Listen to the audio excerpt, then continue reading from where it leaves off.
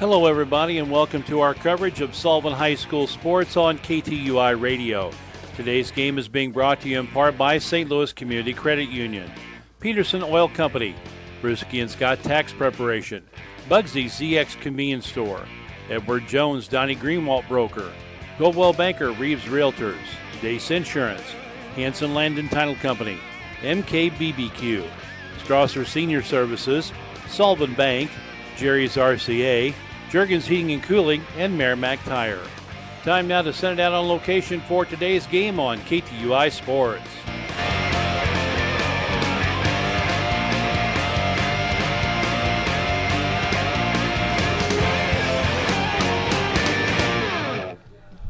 Good afternoon, everybody. Welcome to Sullivan Eagle Baseball on KTUI 1560 AM and on the TuneIn app at KTUI-AM. We are live from the Sullivan Bank Ballpark as the Eagles entertain the New Haven Shamrocks in a Four Rivers Conference matchup this afternoon. Eagles come in with a record of 10-8 overall after their loss last Wednesday Pacific. The Shamrocks are 4-5 overall. Had a chance to visit with Eagles head coach Ian Whitson before the game. Got that coach's interview coming up right after you hear this from our pregame interview sponsor, Sullivan Ace Hardware. Odds are there's an Ace Hardware store right in your neighborhood with expert advice and the right tools to make your quick fixes even quicker. We are right around the block with what you need in stock. Paint, electrical, plumbing, all of your hardware needs. Plus, people who know their stuff. Welcome to your home convenience store. In Sullivan, your hometown store is Sullivan Ace, located at 252 South Service Road. Ace Hardware, proud supporters of Sullivan Eagle Sports. Ace is the place with the helpful hardware, folks. Talking with Eagles head coach Ian Whitson as they get ready to take on New Haven Shamrocks here at Sullivan Bank Ballpark.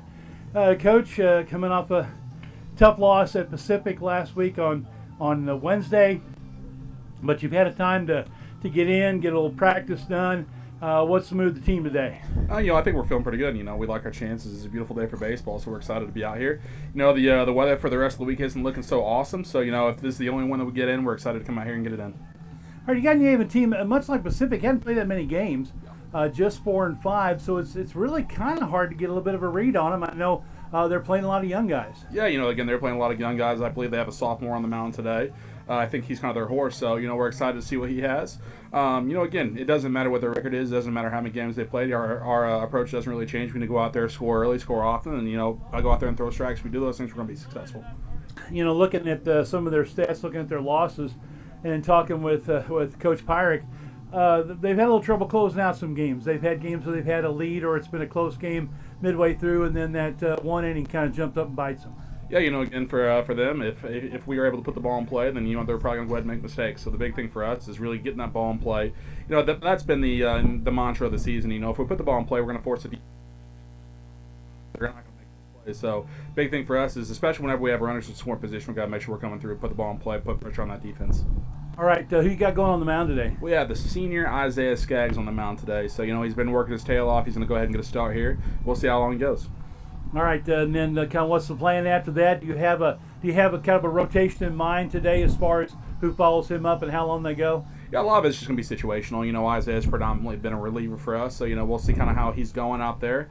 He's the last couple times that he's gone long relief, he's kind of hit a wall there around inning 3, 3 and 2/3, something like that. So, we do have a game plan. Really, a lot of it just depends on where we're at in the game at that point in time, situational things like that. So, if we need to go long relief, we got Malin Foster there in the back pocket. If we need to go ahead and go short relief, it's been a little bit since Grant Holmix felt great, but he's feeling really good right now. So, we'd love to see him back out there on the mound. We also have Wyatt Hendricks who's ready to go as well. Coach, thanks for your time. Good luck today. Thanks, Bobby. Ian Whitson, head coach, Sullivan Eagles, with the visit before the game today. And as you probably heard just a little bit there on the interview and what you'll hear in our microphones as we talk to you today, another windy day at the ballpark. Michael? This is crazy. My sinuses are not liking this at all. Oh, the pollen is just, oh man, it is so bad out here today. Everybody's snorting, hacking, sneezing, and whatever else that they need to do. I keep losing my voice. Yeah, it's some people like that though. It's well, I hope you don't lose it. Good, breeze blowing basically from right field corner to left field corner for the most part. At least that's the predominant direction. I've noticed it blowing some other directions. Right now, flag in center field is hanging limp, but as we sit here, we have a nice breeze blowing right in the windows here in the press box. So the flag doesn't always tell the exact story, but I was talking with Austin Pirate head coach of the Shamrocks before the game when I went down to get the starting lineups, and he's like, "Do you have wind like this all the time here?" I'm like, "Seems like it." Yeah.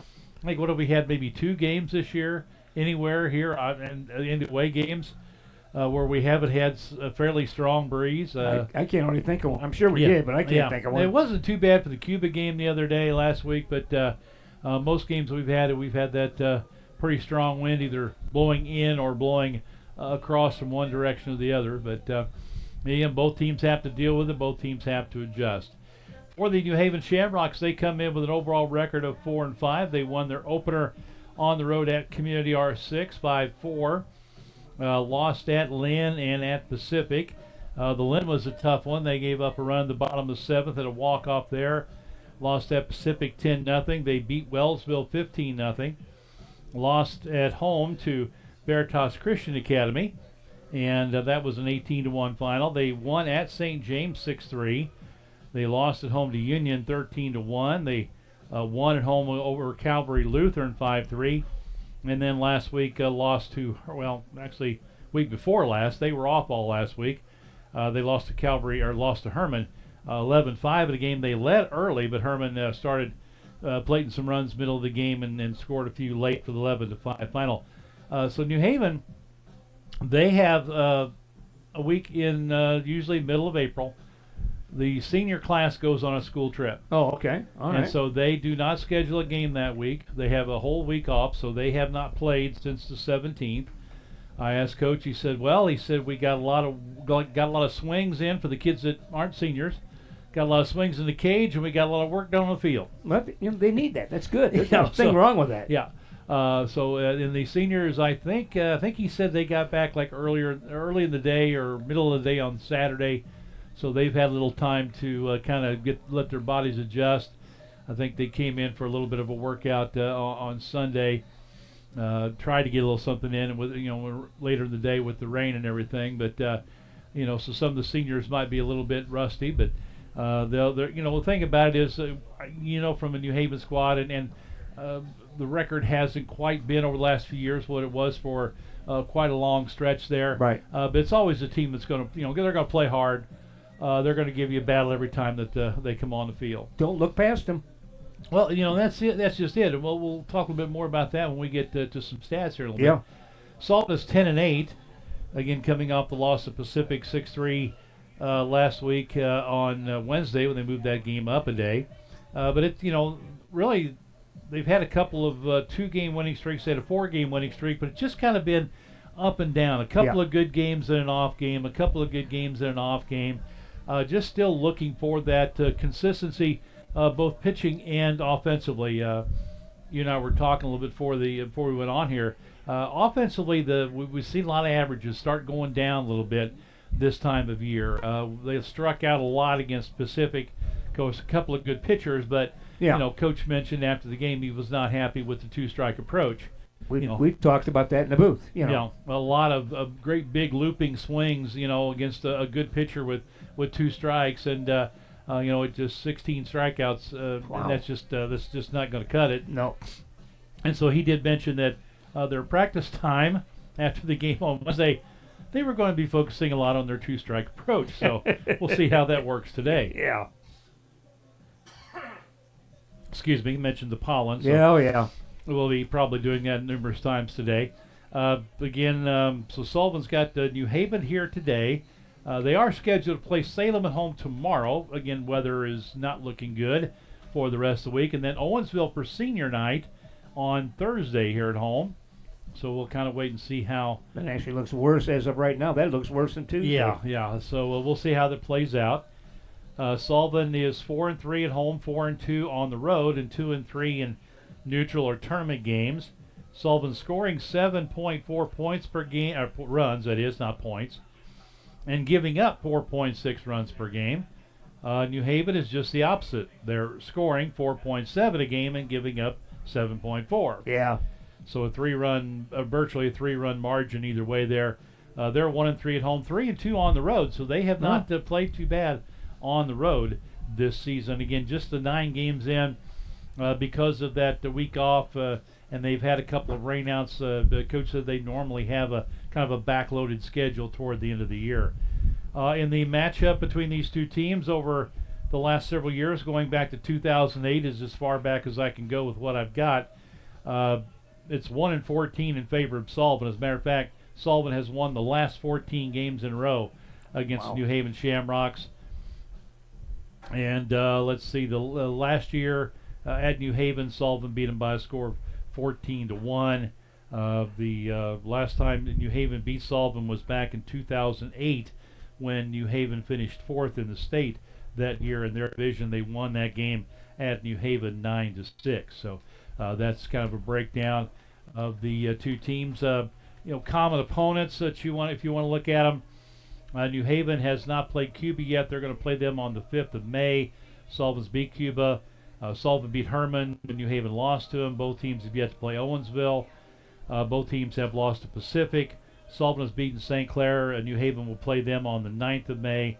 Both teams have defeated St. James. Both teams have lost to Union. Sullivan slipped past Veritas Christian, and New Haven, of course, lost to them. So that's just a few of the matchups and schedules that we can look at for these two teams.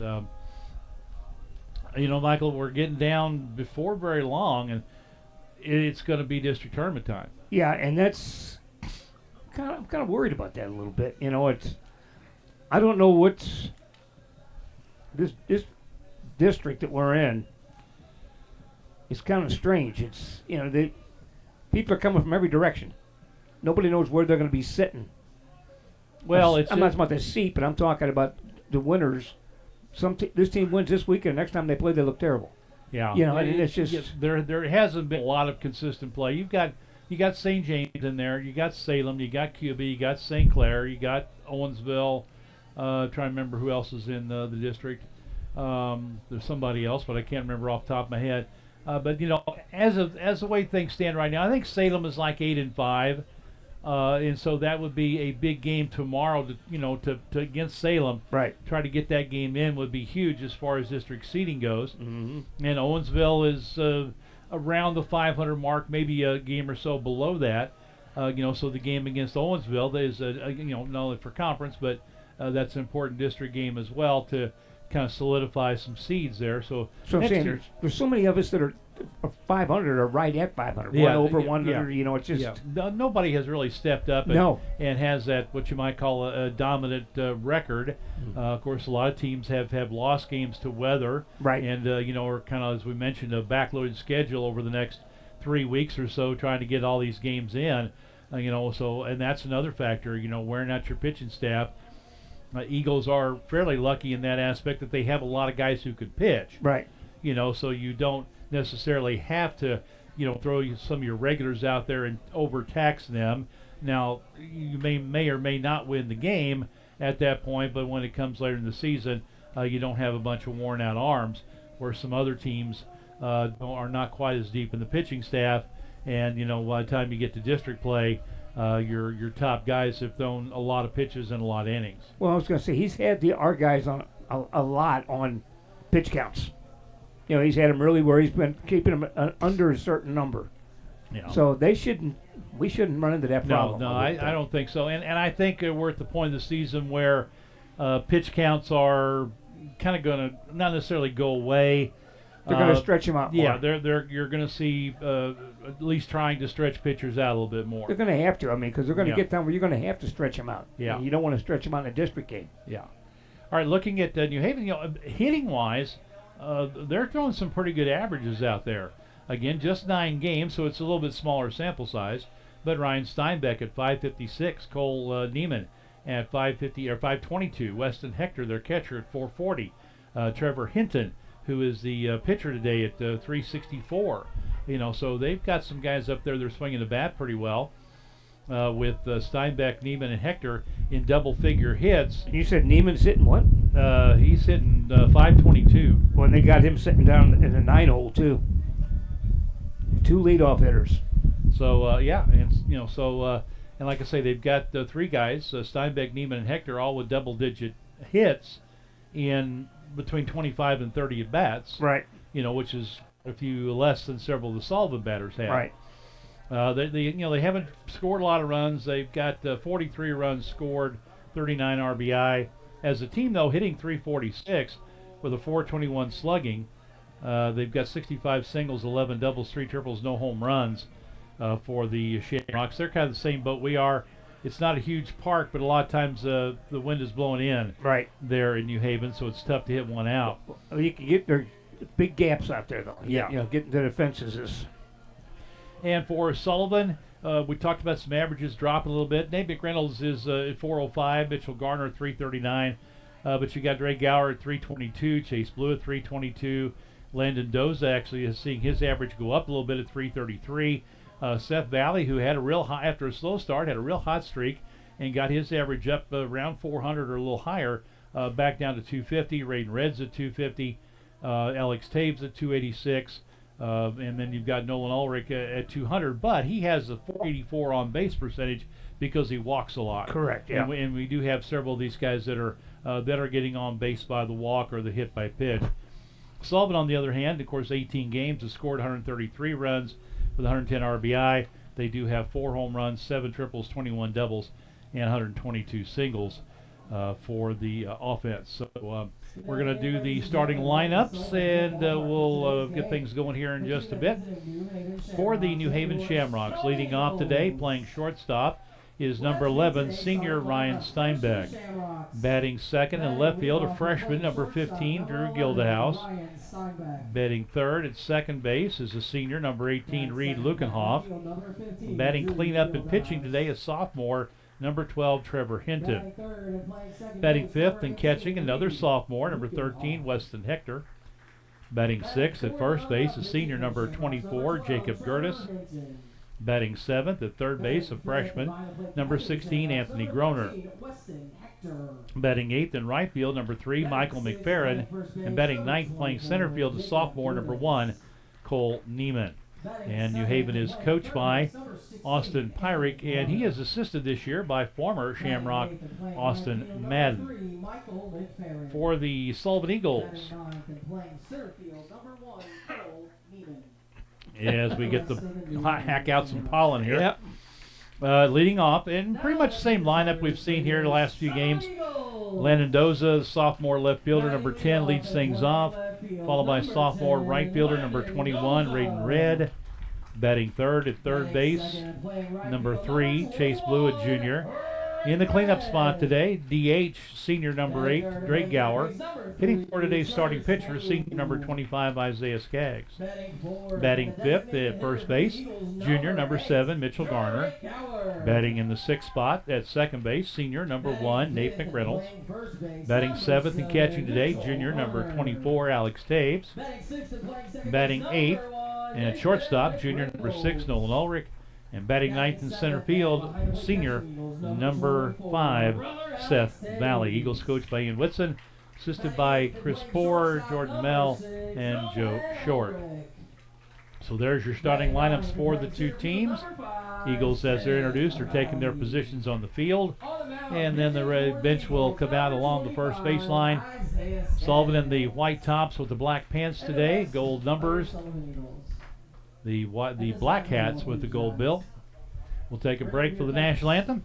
We'll come back with the start of this game right after you hear these messages. At St. Louis Community Credit Union, you matter to us. Every account holder is an owner. Whether you're looking to grow your nest egg, purchase a home, need a loan, improve your credit, or simply want our community to thrive, St. Louis Community Credit Union is here for you. Visit branch manager Tricia Beckett at our new Sullivan branch at 170 South Service Road East next to Subway for all of your banking needs, or go to www.stlouiscommunity.com. That's stlouiscommunity.com. Federally insured by NCUA. When it comes to propane, think Peterson Oil Company, your ultimate refueling destination. From 20, 30, and 40-pound forklift cylinders to those trusty 100-pound tanks and even your beloved RV, Peterson has you covered. At Peterson, quality and quantity come together in one unbeatable deal. They fill cylinders to their full potential, usually 25% more than at an exchange. Call 573-468-6600 or stop by one of the offices in Sullivan or Owensville. Peterson Oil Company, fueling your world without emptying your wallet.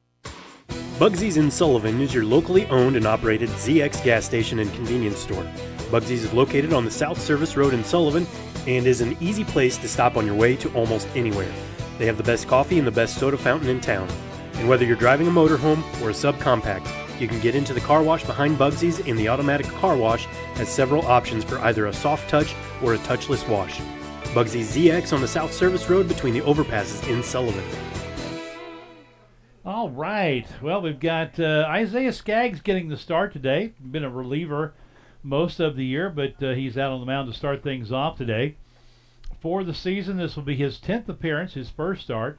He has a record of 0-1, 2 saves, 12 innings pitched, 181 pitches thrown, 10 runs, all earned for a 5.83 ERA, 14 hits, including 1 home run. His weak ground ball percentage is 76.19, and his hard hit ball percentage is 23.81. He has walked 4, struck out 8, 3 of those looking. A whip, which is walks and hits per innings pitched, of 1.50. Leave 16 runners stranded. 7 stolen bases against, averages right at 15.1 pitches per inning. Opponents hitting 290 against him. 317 batting average on balls in play. 500 with runners in scoring position. He's faced 55 batters. According to my stats, no wild pitches and 1 hit batter. The defense behind him: Chase Blue at third, Nolan Ulrich at short, Nate McReynolds at second base, Mitchell Garner at first, Alex Taves behind the plate. In the outfield, left to right, Landon Doza, Seth Valley, and Raiden Red. Skaggs, more of an off-speed pitcher, doesn't throw that hard, but he usually when he's on has good movement. Will in and out, up and down with the off-speed pitches. When he's right, he's got a really good curveball. He can freeze you on that curveball, and usually induces some weak contact. I was just been watching that breaking ball, and he's kind of overthrowing it a little bit right now until he gets loose. Okay, so we've got some position changes for New Haven last minute. So it looks like Drew Gildehouse will now be catching. We'll try to get these in here as well. Ryan Steinbeck is leading things off. Hector will now be, he's pulled. He's the DH. First pitch hit to third. Blue across and a little high throw, but Mitchell Garner able to go up and get that one. So 1 pitch, 1 out, 5-3 on the put out. So Weston Hecker's out of the lineup, or is he going to DH? He's going to DH. Okay. Next up for the Shamrocks, number 15, catcher Drew Gildehouse. So Drew Gildehouse now catching instead of left field. First pitch to him, low and in, ball 1. So you've got Hector, who's hitting in the 5th spot, is now the DH, and he'll be hitting for no pitch is a ball. Thank you, Mike. A little high. And he'll be hitting for Jace Ritchie, who's playing right field now. Chopper to third again. Backs up. Blue, throw across again high. And Garner, a good job to keep that foot on the bag. Yeah, it was a very good job. 2 high throws in a row over there. So okay, what'd you say? He's DHing for the... Yeah, he's for the right fielder. It'll be Jace Ritchie with number 10. So Jace Ritchie now playing right field for them. And first pitch is a ball outside to number 18, Reed Lukanoff, the second baseman.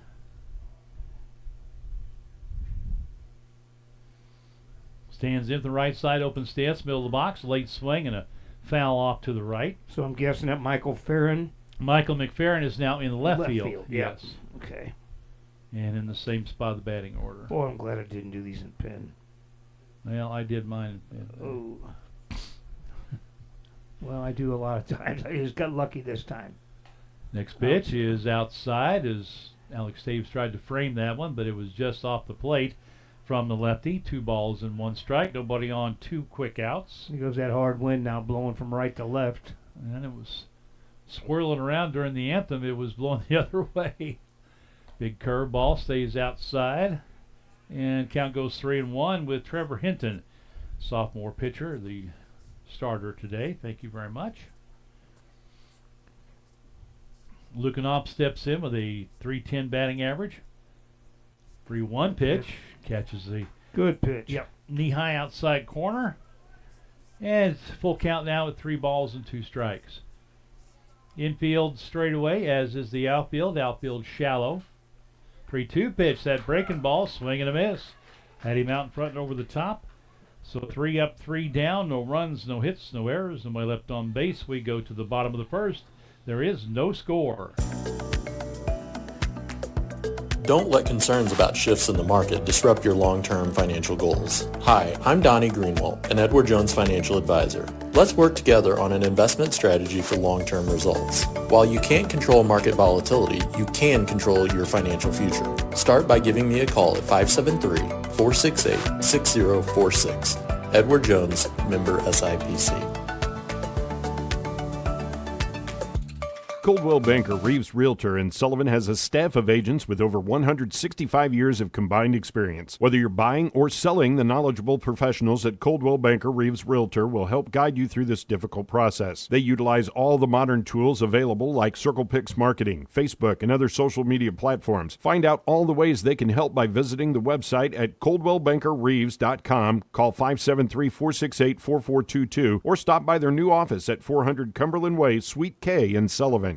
Dace Insurance is a full-service independent insurance agency with 35 years of experience serving the needs of over 5,000 individuals and families and 300 businesses in our area. Dace Insurance is an agency you can depend on with proven professionals, honest, fair, and interested in the needs of the people they serve. Sharon Dace and her staff don't work for an insurance company. They work for you with home, life, auto, and commercial policies tailored for you. Dace Insurance, located at 602 North Franklin in Cuba and 47 East Springfield in Sullivan.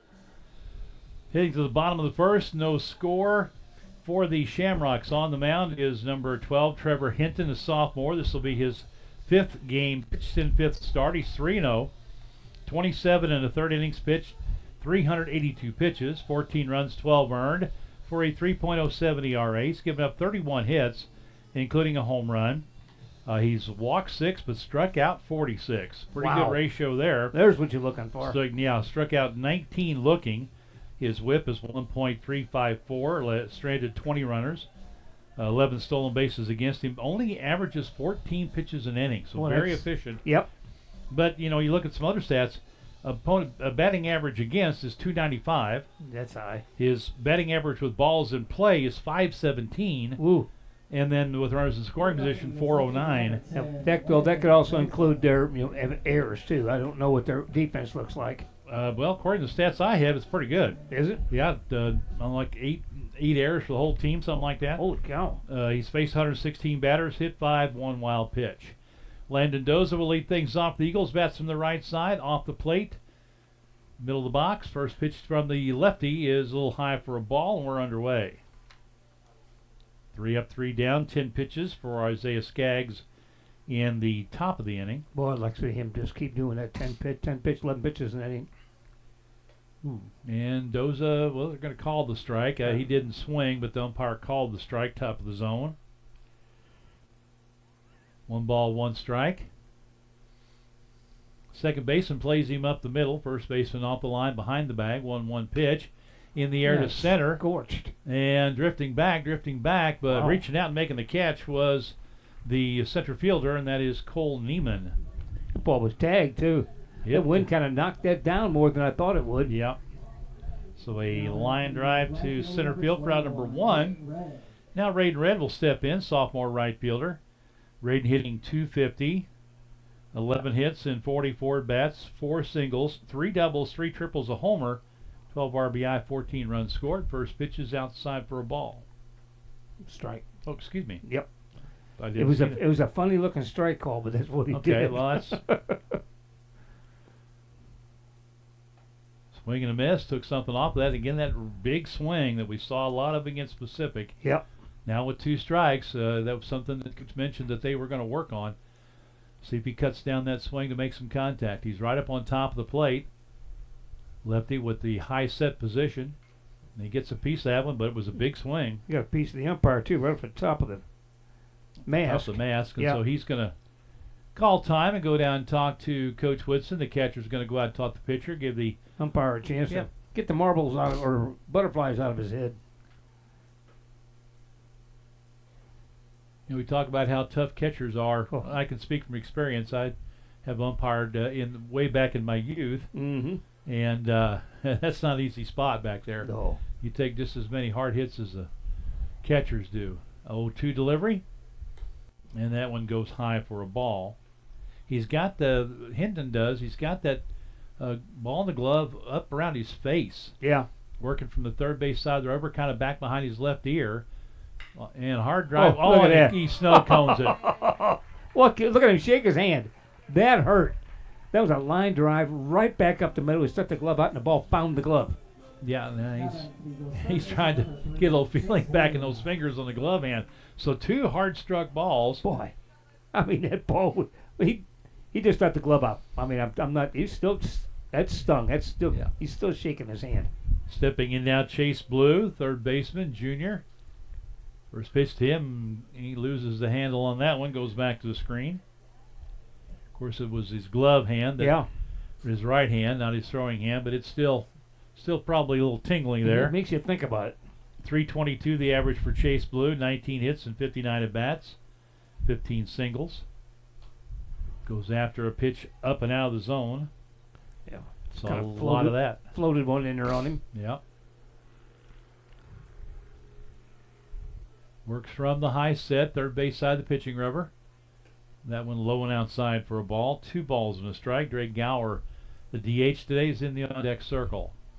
Play him about 3 steps to pull in center, deep in left. Way over, off the line of right.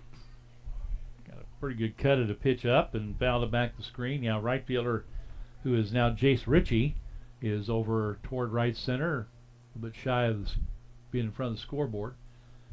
But he's medium depth. Left fielder is back there. Yeah. McFerrin is deep. 2-2 pitch, and that's an off-speed delivery. It stays up and away. And 3 balls, 2 strikes. Blue trying to get on, get something going with 2 outs here for the Eagles.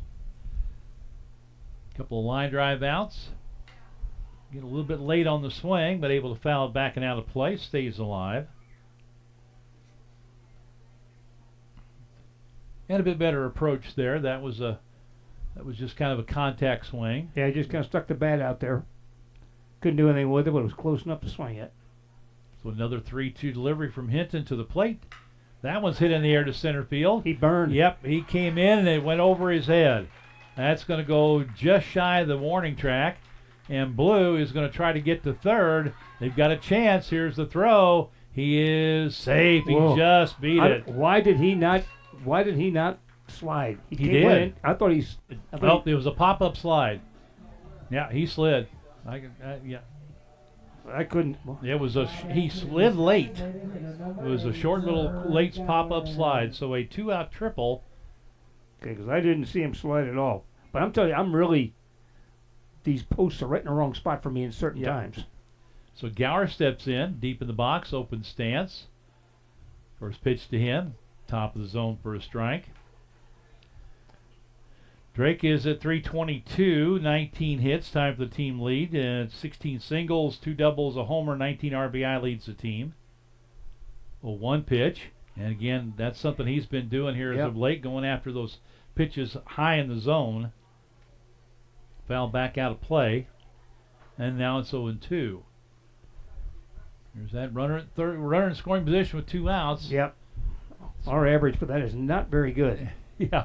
I know I've got it in the game changer stats. It's just trying to go through all that metrics and try to look it up. And he got a swing and a miss on a pitch off the plate outside. In the inning for Sullivan, no runs, 1 hit, no errors, 1 left. We played a full inning. There's no score. Take the responsibility for teaching students that any competition, no matter what it is, must be played within the rules. Officials of any game or contest are never given enough thanks, and the efforts of the officials account for the fairness of the competition. So to our Missouri high school officials, thank you for a job well done. The preceding message was brought to you by your friends at the Missouri State High School Activities Association and all of us here at KTUI Radio. Hanson Title Company has been serving the Franklin County area since 1865, providing their customers with high-quality service, reliable data, and quicker turnaround times to save you money. Hanson Title is the only title company in Franklin County that has their own title plant, and they have offices in Union, Sullivan, and Washington. Services include title insurance, title searches, construction dispersing, and 1031 tax-deferred exchanges. For any and all of your title needs, call Hanson Title Company at 468-2640 or in Union 636-583-2516. Eagles had a runner in scoring position with 2 outs and couldn't cash in with the strikeout there to end the inning. For the New Haven Shamrocks, 4, 5, and 6 in the order, pitcher Trevor Hinton, followed by Weston Hector, who's now the DH, and Jacob Gertis. 10 pitches for Skaggs in the first inning to go 1, 2, 3. Got a couple of groundouts to third and a strikeout of Lukenhoff after going 3 and 2 on him. Struck him out to end the inning. And leading off is Trevor Hinton, hitting .364, 8 hits and 22 official at bats, 7 singles, a triple, a couple of RBI, and 5 runs scored. Hinton has walked 5 times, struck out 8 to 2 looking, and has been hit by a pitch. And if he gets on, he's a threat to go. He's got 5 stolen bases. Steinbeck leads the team with 10. Now, they don't have a lot of big numbers. Of course, they've only played 9 games. Right. But they do have a number of guys with the stolen base, so they'll run up and down the lineup. Keep them off the base. You don't have to worry about that, right? There you go. Can't steal first. So Hinton steps in. He's a left-handed thrower and a right-handed batter. Middle of the box, closed stance. First pitch by Skaggs is outside low for a ball. Well, I did hear somebody stole home again the other day in a game. Yeah, Major League a game. straight steal. Yeah. Here's the windup by Skaggs, the pitch, and again, outside off the plate. He's, at least here in the early going, having a little trouble finding the proper release point on that pitch. Everything's staying off the plate. Well, they got one there, fouled out of play, off to the right. I think that might stay in the short grass. Yeah, it needs to. That tall grass getting tall. If it doesn't make it over to the new cart path over there. And they moved it to the other side of 18 now. It's on the left side of the green instead of the right side. Chopper foul behind the plate, and we're even at 2 and 2. Yeah, they're putting in a bunch of new cart paths over on the golf course, some new bridges across some of the low areas. Yeah. 2-2 delivery. Ooh, got him. There was that breaking ball. He found the release point there. That late drop on that thing, he was over the top of it. Back-to-back strikeouts, 3 and 4 in the lineup. That's 2 powerful punch-outs right there. You'll take that. Weston Hector stands in, and he's the DH now. He's at .440. 11 hits and 25 at-bats. First pitch is a strike outside corner. Good pitch. Yep. 7 singles, 4 doubles. Leads the team with 9 RBI. Has scored 3 runs. A little bit of a late swing and a foul out of play off to the right over by the storage sheds behind the Eagle dugout. So it's 0-2, nobody on, 1 out. 4 up, 4 down so far for Isaiah Skaggs. Straightaway infield, outfield, 0-2 delivery, and that was way outside on the slow bender. 1 and 2.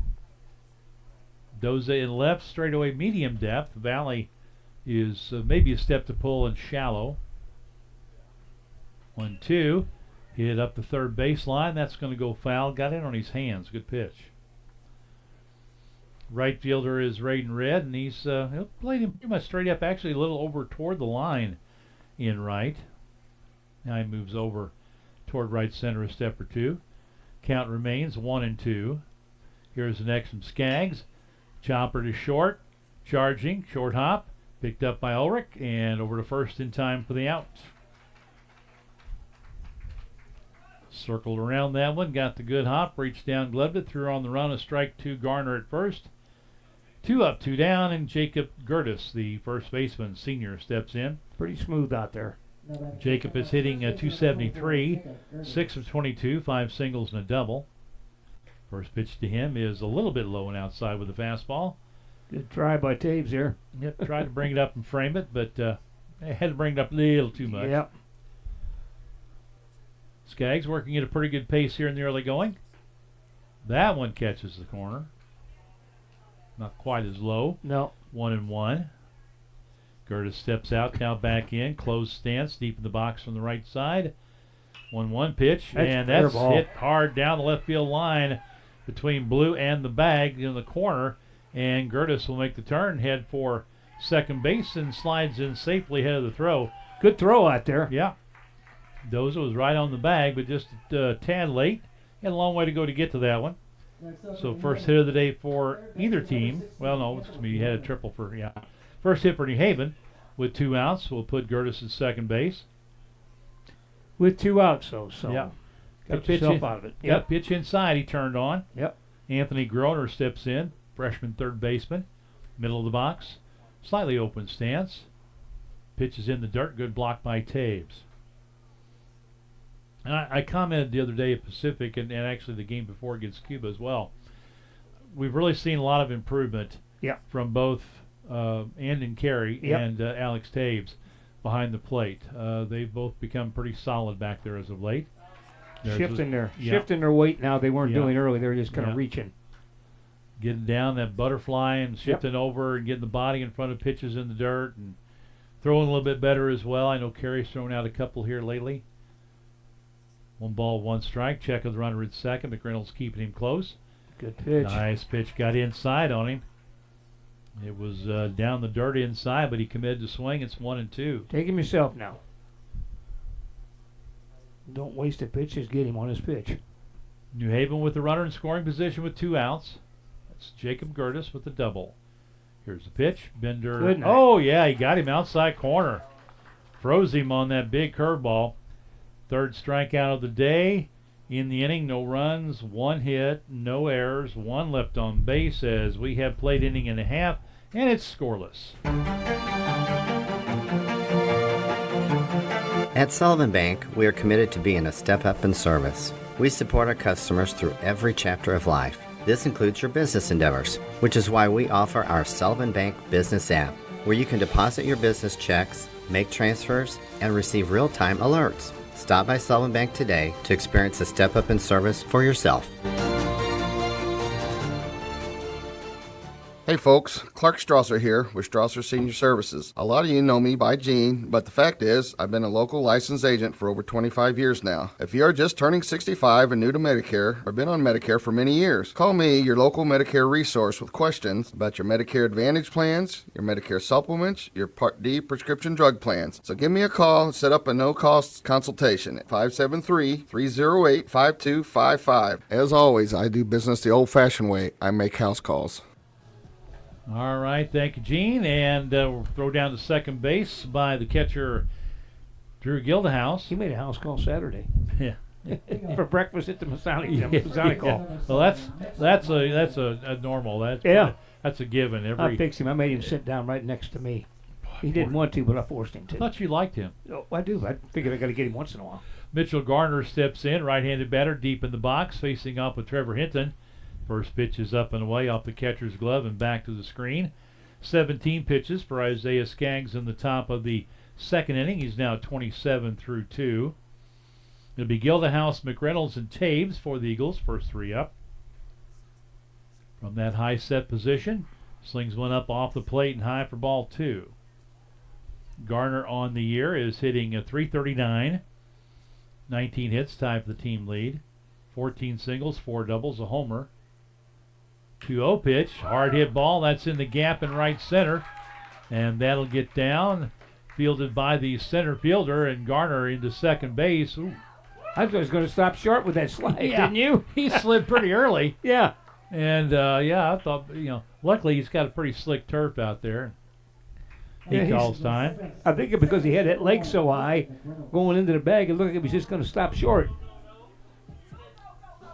Okay, now this is when you may see your small ball. He may give Rank Reynolds a shot to move him over. Lead off double. McReynolds up in the box with an open stance. Nope. He does show bunt, pulls it back, and looks at a pitch outside. Now I guess I can tell the secret. Sullivan was out here really early today, and he ran everybody through bunting drills before the game. Not just these guys he had everybody going through. McReynolds pulls it back as he looks at a pitch low and inside, and that was one of the things that they were stressing. They had somebody throwing live pitching out there, and they were stressing, hey, if that thing looks like it's going to be a ball, let it alone. Get that bat pull back. the bat back and take the ball. That's the problem with bunting. People get really anxious. Yeah. 2-0. Now he's swinging away and takes a strike. Didn't show a bunt that time. And a pitch in for a strike. Now he steps out, looks down to Coach Whitson, gets the third baseman's off the line and back even with the bag. First baseman 2 or 3 steps behind the bag. Yeah. Shows bunt again and doesn't get the bat out in fair territory and bunts it foul, so now it's even up at 2-2. All right, Coach, do you take it off? Do you let him swing away, or do you keep it on? I would imagine he's probably going to have him swing away. I would have him swing away. Yep. Early in the game.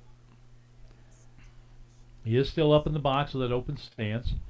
Second baseman keeping the runner close, swinging away, and he catches that outside corner. Well, that wasn't what we were expecting to have happen. No, that was not it.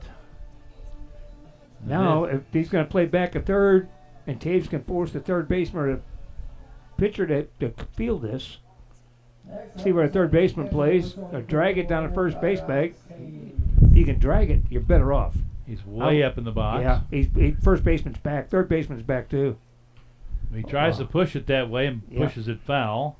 Yeah. Look down the first base line. Alex. Pitch was away, so. And they got the wheel play on. The shortstop going over to cover the bag at third, and the third baseman coming in. So that means the pitcher's got to cover a bunt on first baseline. Shows it again. Oh, he lays down a good one. Pitcher gets to it. He'll get the runner over, and Taves out by a step at first. But that was deadened it nicely, made the pitcher field it. So the sacrifice and 1-3 on the putout for out number 2. Now again, you've got a runner at third with 2 outs. Yep. And you got to get something here from Nolan Ulrich. Hitting 200, 8 out of 40, all singles. 6 RBI, 9 runs scored. Mentioned his on base is 484 because he's walked 18 times this year to lead the team. And he takes a breaking ball outside corner at the knees for a called strike. Started his swing, couldn't pull the trigger. That was a good pitch. He's also struck out 16 times, which is second on the team. So got to hope you get the walk at least here. That way outside. Good job by Gildenhouse. Get a glove on that one. Keep it around the plate. Evens it up at 1-1. Seth Valley on deck. Going to have something out of the bottom of the lineup. Cash in on this opportunity with a runner at third. 2 outs. And that one off the plate outside. 2 balls and a strike.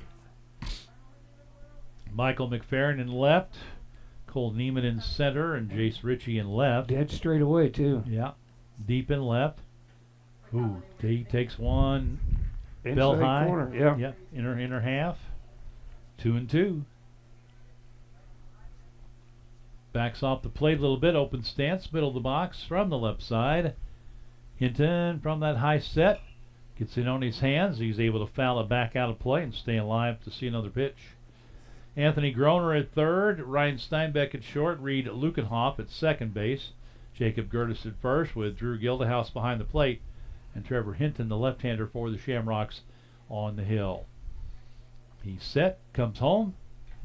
Swing and a foul. Ooh. Wow, got a break there. Catcher couldn't quite hold on to that one. He didn't get much of it, but it was enough. Just popped out of his glove, so Nolan has a life.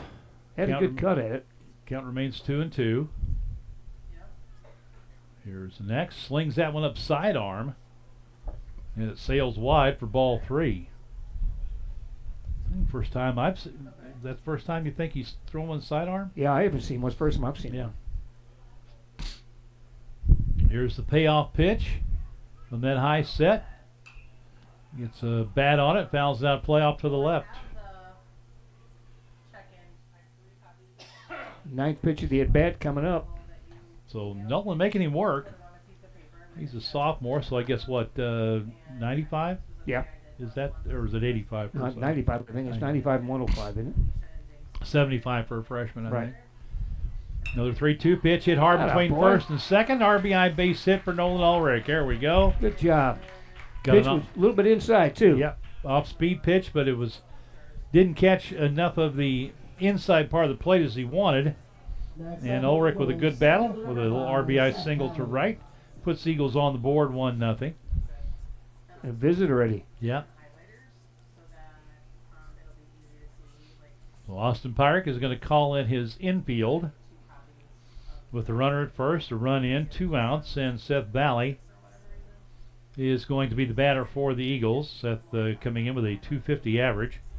8 out of 32, 6 singles, a double, a triple, 5 RBI, and 11 runs scored. Trying to figure out what they could be actually talking about out there. I don't understand. It could be like what they want to do on a stolen, if he tries to steal. I'm trying to throw him out with 2 outs, but if, what to do if Seth is going to bunt. Yeah, it's hard telling. Yeah, I didn't understand. I mean, he's slowing things down, but I don't know why he would slow him down. He's had a good inning. Ulrich with just 2 stolen bases on the year. Takes his lead. Seth shows bunt early. You got a left-hander there, too, so you got to pay attention. Being held by Gertis. Step off and a throw over, and he throws it away. That'll go over toward the fence, and Ulrich will... They weren't talking about that. Well, I would hope not. Yeah, there's an E1. Yeah. Yeah, with that lefty facing the bag, he can just step off. He doesn't have to spin. First baseman had no chance either. That was on the other side of Ulrich. Yeah. And Ulrich he was aware. He kind of slowed up going back in the bag and made sure the first baseman had to go around him, which you're allowed to do. Absolutely. He didn't interfere with him. Valley swinging away, takes a big cut and comes up empty. No balls and a strike. Runner at second with 2 outs, a run in for the Eagles. 1-0, bottom of the second inning. That one inside, gets away from Gildenhouse back to the screen, and Ulrich will trot down to third base. Gildenhouse threw down there. I mean, Nolan kind of trotted into third base instead of running hard over there, and Gildenhouse says, if you're going to do that, I'm going to throw down there. You bet. I don't blame him. Yep. So now the runner at third on the wild pitch. 1 ball, 1 strike. Third baseman goes over to the bag. Late swing, a chopper up the middle. Shortstop charges. Throw is in time. Good pick at first base by Gertis. Good play all the way around. 6-3 on the put-out route number 3. In the inning for Sullivan, they scored 1 run. There were 2 hits. There was an error, and there was 1 man left on base. As we go to the third, it's 1-0 Sullivan. BBQ in downtown Sullivan is an authentic wood-fired Texas-style barbecue with an Ozark profile. MKBBQ is located at 202 North Clark Street, and you can find their daily specials on Facebook.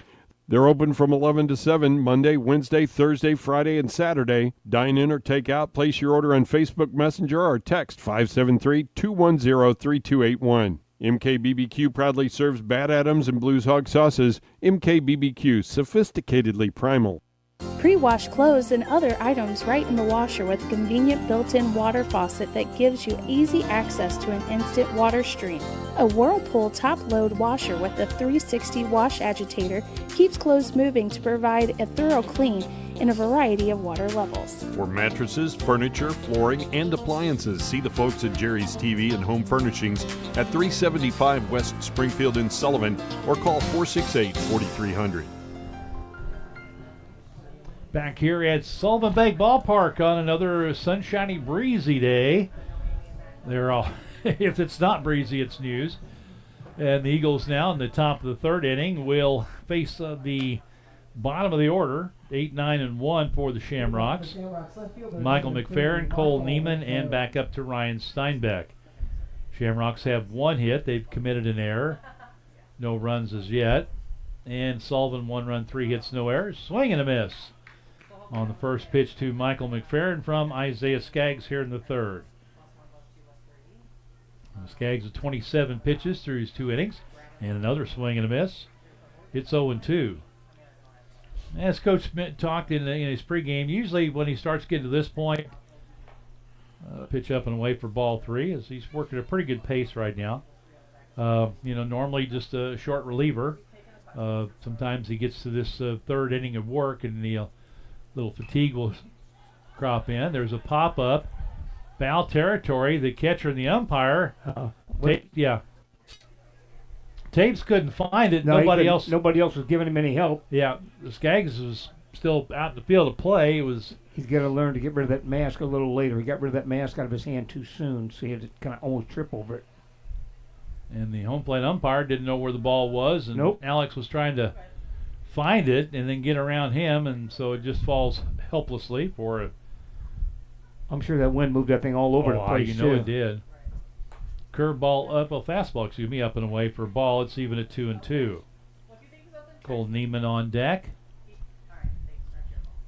We talked about his average at pretty high. Yeah, kind of like 5-10 or something. 4 something, I'm like. Whoop. Ooh, foul that one back to the screen. That went off. 5:22, yeah. That went off of Taves' mask. Yep. Shaking his head around a little bit there and says, "You all right there, buddy?" So McFerrin with a battle here out of the 8th spot leading off. And again, that's just, it's something that, if New Haven's like, hey, this is it's a kid that doesn't usually go a lot of innings, so we'll try to get that pitch count up. And this will be the 7th pitch of the at-bat. He's at 34 officially now. Yeah, he'll go through the order one time with the next batter. He'll Yeah. officially going through the lineup one time. So 2 balls, 2 strikes. Here's the windup in the pitch. Curveball off the plate outside, and it goes full at 3-2. Well, that's not what you want to do, is come back and go full count on your first guy if you just got to run. Yeah. Haven't seen any indication made by warming up in the Sullivan bullpen. We'll kind of see how the inning goes. Gets a sign from Alex Taves. A windup in the pitch. Soft chopper to the left side, fielded by Blue on the run. Another high throw, but good stretch by Garner. Yep. If he wasn't stretched out real good before the game, he is now. You bet he is. That's his third one. He's had to really reach up on his tiptoes to snare over at first base. Mr. Blue's going to have to buy his dinner tonight. He's working him out pretty hard. Stepping in, Cole Neiman, the center fielder, 522, 12 hits. First pitch is low and outside for ball 1 from Isaiah Skaggs. All 12 are singles. 2 RBI, 3 runs scored.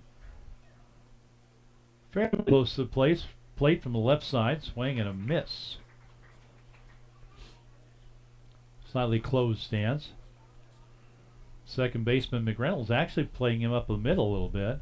And on his hands, hit to Garner. Good backhand stop. Mitchell will step on the bag. 3 unassisted for out number 2. Got down on a knee, got in front of that one. Good play there, Mitchell at first. And back up to the top of the order with Ryan Steinbeck, 556 average. First pitch he saw today was grounded to third base and Chase threw him out. Up on top of the plate, middle of the box, slightly closed stance. Waggles that bat around up behind the right ear. Now calls time as Skaggs stepped off first. Now he's back on. Working from the first base side of the pitching rubber. Sidestep the kick and the pitch. Off speed outside for a ball. Drew Gildenhouse is on deck. If Steinbeck can keep the inning alive, again, that pretty good breeze blowing out toward the left field corner. Straight away in the outfield. Medium depth pretty much all the way around for Steinbeck. And that one low and outside for ball 2.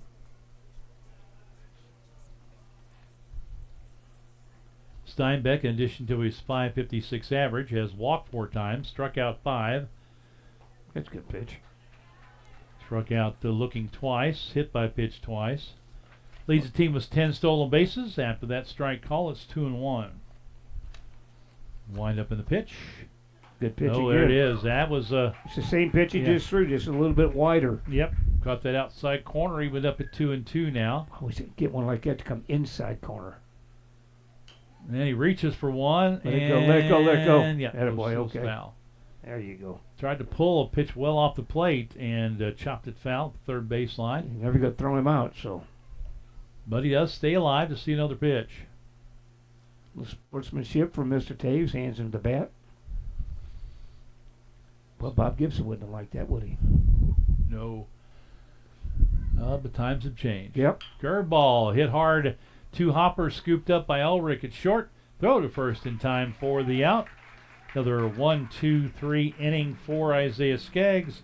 No runs, no hits, no errors. Am I left on base? We go to bottom of 3. It's 1-0 Sullivan. Juergens Heating and Cooling has been providing the area with professional heating and cooling services for over 22 years. Whether your family's dreams of a new home have become a reality or increased efficiency and comfort when replacing your existing heating and cooling system, Juergens has the knowledge and craftsmanship to make sure all your needs are met. With an award-winning service department and quality installation professionals, Juergens strives to exceed every customer's expectations. Call Juergens Heating and Cooling at 573-860-4328. Comfort is one call away.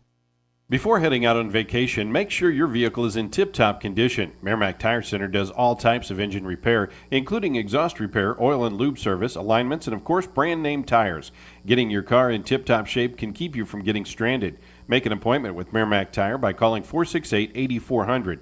Merrimack Tire is located at 635 East Springfield in Sullivan, with hours Monday through Friday till 6 p.m. and Saturdays till 5. Merrimack Tire Center helps you keep your car running smooth. So another good job by Isaiah Skaggs. 1-2-3 inning. He's up to 44. Total pitches now through 3. Somebody's stirring out in the bullpen. Yeah, somebody's stretching down there. But actually, throwing the weighted ball. Can't tell for sure, but it could be Parsons. Well, I know Helmick hasn't had any work in a while, and he's been dealing with a little bit of a dead arm, but I think Coach mentioned in pregame that he's feeling pretty good. You've also got Malin Foster. So. Yeah. All right, for the Eagles, it'll be Doza leading things off, back to the top of the order. All 3 of those boys are all about the same height, so. Yeah. Right-handed batter, feet close together, middle of the box, open stance. First pitch to him, he gets under one, low and inside, drop the bat head, and pulls it foul, well beyond the sidewalk and down the hill. Looked down there and saw a mom covering up her little kid as they were walking down the sidewalk. Yeah. Somebody almost got hit up here the other, I guess, was it Cuba? It was somebody warming up in the bullpen. Yeah. I kind of found it out later. I heard about it. And then off-speed pitch outside for a ball. I wasn't here for that game, but I heard about it. Yeah, it was a pop-up. They weren't paying any attention. Well, no, it was somebody warming up in the bullpen. Yeah, they weren't paying attention in the bullpen. I'm saying. No, it was somebody. Okay. It was a fan. They were trying to throw an off-speed pitch. There's a line drive in left center field. That'll get down for a single as the left fielder McFerrin gets to it. So Doza, a couple of hard hit balls today, finally rewarded with a leadoff single. Great throw by left fielder. I mean, right on the money too. They were warming up and looked to throw a curveball, and he hit it short, threw it short, and that's just a little bit of turf on top of concrete down there. Oh, that bounced over. And it bounced over Okay. and it's like a 4-foot fence on the side by the sidewalk, and it bounced down, almost hit a lady right in the face. Wow. So goes with his lead. He goes on the first movement. There's a strike, and the throw is high. So Doza with the stolen base, as Red stuck the bat out there, offered at it, and protecting the runner. So he takes a strike. Doza now with, I think that's number 20. Stolen bases could be, yeah. Yeah, that's number 20. Swinging away, looks at a pitch outside and low, 1-1 the count. Yeah, first pitch might have just been exactly what we said, protecting a runner. Yeah. He just kind of stuck the bat out there and turned the throw back to second base, yeah. That's his guy. He's got to watch the second baseman. That's the runner's job to watch that guy. Second baseman standing right on the bag. Yep. Another turn, a fake throw. We had a balk called against Cuba. He working quickly. Yeah, he was better. A quick pitch. He sure did. He better do something about stopping there. That pitch sailed way outside. It's 2-1. That was not a discernible stop. But better that time. Oh, big cut by Red. He was swinging from his shoes. Yep. 2-2 the count. Now let's see if he shortens up to put the ball in play with a 2-strike count. You got all kinds of room on that right side, too, if it's away from you. Second baseman's right on the bag. Turn to throw back, and it's into center field, and Doza's going to get up and hit for third. And no throw, so another E on the pitcher. That's his second error of the day. So 2 errors on the day for the... And they were bad throws. I mean, nobody was going to field them. He threw it into the runner with the second baseman on the first base side of the bag. 2-2 pitch, up and away, ball 3. So the base hit, a stolen base, and an error. Man on third, nobody out, too. Yeah. Straightaway deep and left. About 2 steps to pull in center is Neiman. From the high set, Hinton to the plate. And Red goes down and makes contact with one low and in. Fouls it off to the right off the screen. He'll see another 3-2 pitch. Right fielder well over into right center. He's over in front of the scoreboard now. A lot of room down that right side if he gets a pitch up and away. Here's the 3-2. Man, it's up and away, but he pulls the bat back and takes the walk. First walk of the day for either team. First and third now with nobody out, with Chase Blue stepping to the plate. Blue had a hustling triple. His first time up, left stranded there when Drake Gower struck out swinging. Kind of behave over there. Yeah, they're playing behind the runner, but doesn't mean he'll stay there. He's moving over now. Coach has got to help you out over there. Yep. Raiden a little closer to the bag now as he shows bunt, pulls it back, takes a strike. The runner on a delayed steal. Yeah, he almost threw that. The catcher almost threw past the pitcher. That wasn't what it was supposed to be. Yeah, it was a little cutoff play. Fake it down, throw it back to pitcher, but Doza was alert over at third base. Pitch was a strike. Blue swinging away, gets under one, pops it over to the right side. That's going to get out of play over the bleachers. So he's in the hole 0-2. 2-minute scoring position, nobody out. Got to put up a crooked number here. You got to. Yeah. You got the order, people in the order up you want. Blue on the air with just 8 RBI, and this really has surprised me. All his power. He's been hitting out of the 3 and 4 spot all year, and he just hasn't hit a power stroke this year. He pops that one up, and that's over the left side, and the wind is going to play tricks with it. Yep. He didn't miss it either. There was a pitcher come all the way over to try and get that and missed it. Yeah. So it remains 0-2. Yeah, Chase with 15 singles, 3 doubles, now 2 triples, no home runs. He has scored 16 runs. I mean, he's getting on base. Yeah. He scored 16 runs, which is like tied for second on the team, but just not the RBIs that we've seen out of the past from him. And again, a pitch up in the zone, pop up, back behind the plate. Catcher. Good catch. Nice job by Drew Gildhouse. He stayed with that one as the wind pulled it over away from him toward the third base side, and again, Blue got under a couple of those, and foul pop up to the catcher for out number 1. Talk about the concentration you've got to have on that thing. Oh, yeah. He did a good job finding it, then got back to the screen, and then the wind pushed it away from him, and he was able to reach out and grab it. So Gower struck out with a runner at third in 2 outs in his first. Swings a one off the plate away and misses.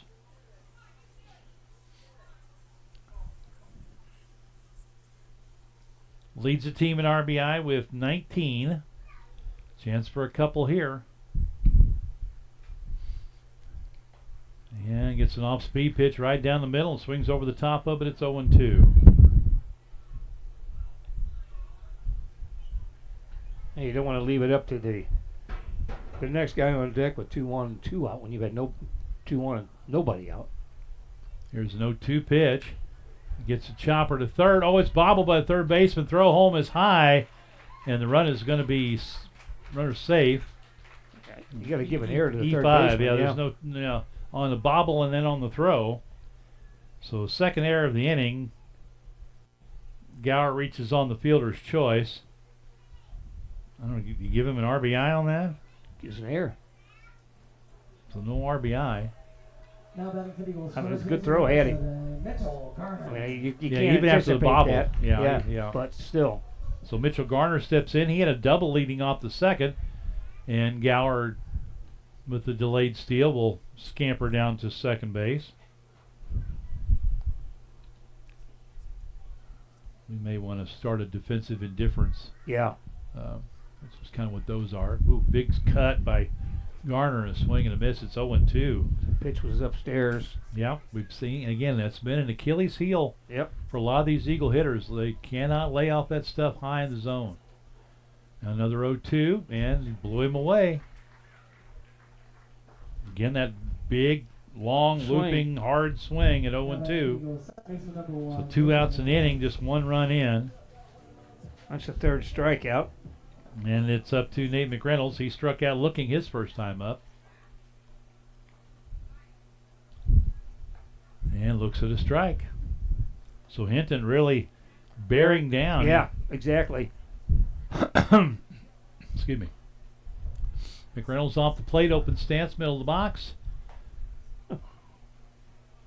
Way behind that one. So after giving up first 2 runners in scoring position, got a foul pop-up, and then the fielder's choice, the error, hurt him. Got in on the hands, pop-up left side. Who wants it? Third baseman calls for it and has it for the out. 4, 5, and 6 in the order, and Eagles only get 1 out of it.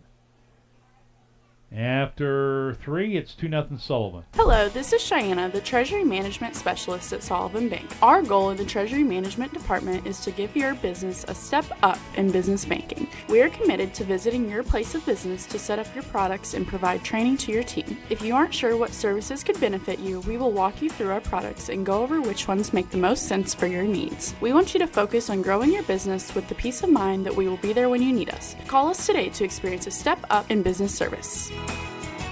Hanson Title Company has been serving the Franklin County area since 1865, providing their customers with high-quality service, reliable data, and quicker turnaround times to save you money. Hanson Title is the only title company in Franklin County that has their own title plant, and they have offices in Union, Sullivan, and Washington. Services include title insurance, title searches, construction dispersing, and 1031 tax-deferred exchanges. For any and all of your title needs, call Hanson Title Company at 468-2640 or in Union 636-583-2516.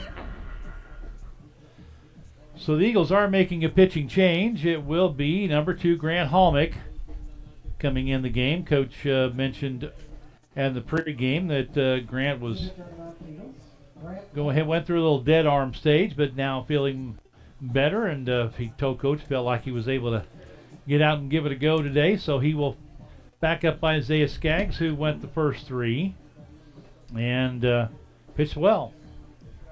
So Grant Halmick in line for the win. Yeah. Leaves with a 2-0 lead. Halmick, a right-hander, and throws a little bit harder than Isaiah. Yep. Excuse me.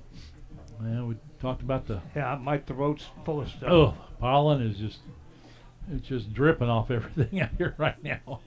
So that's the only change, as Gower was DHing for Skaggs, so just a new pitcher coming in. Halmick on the year, as I get the right page pulled up here.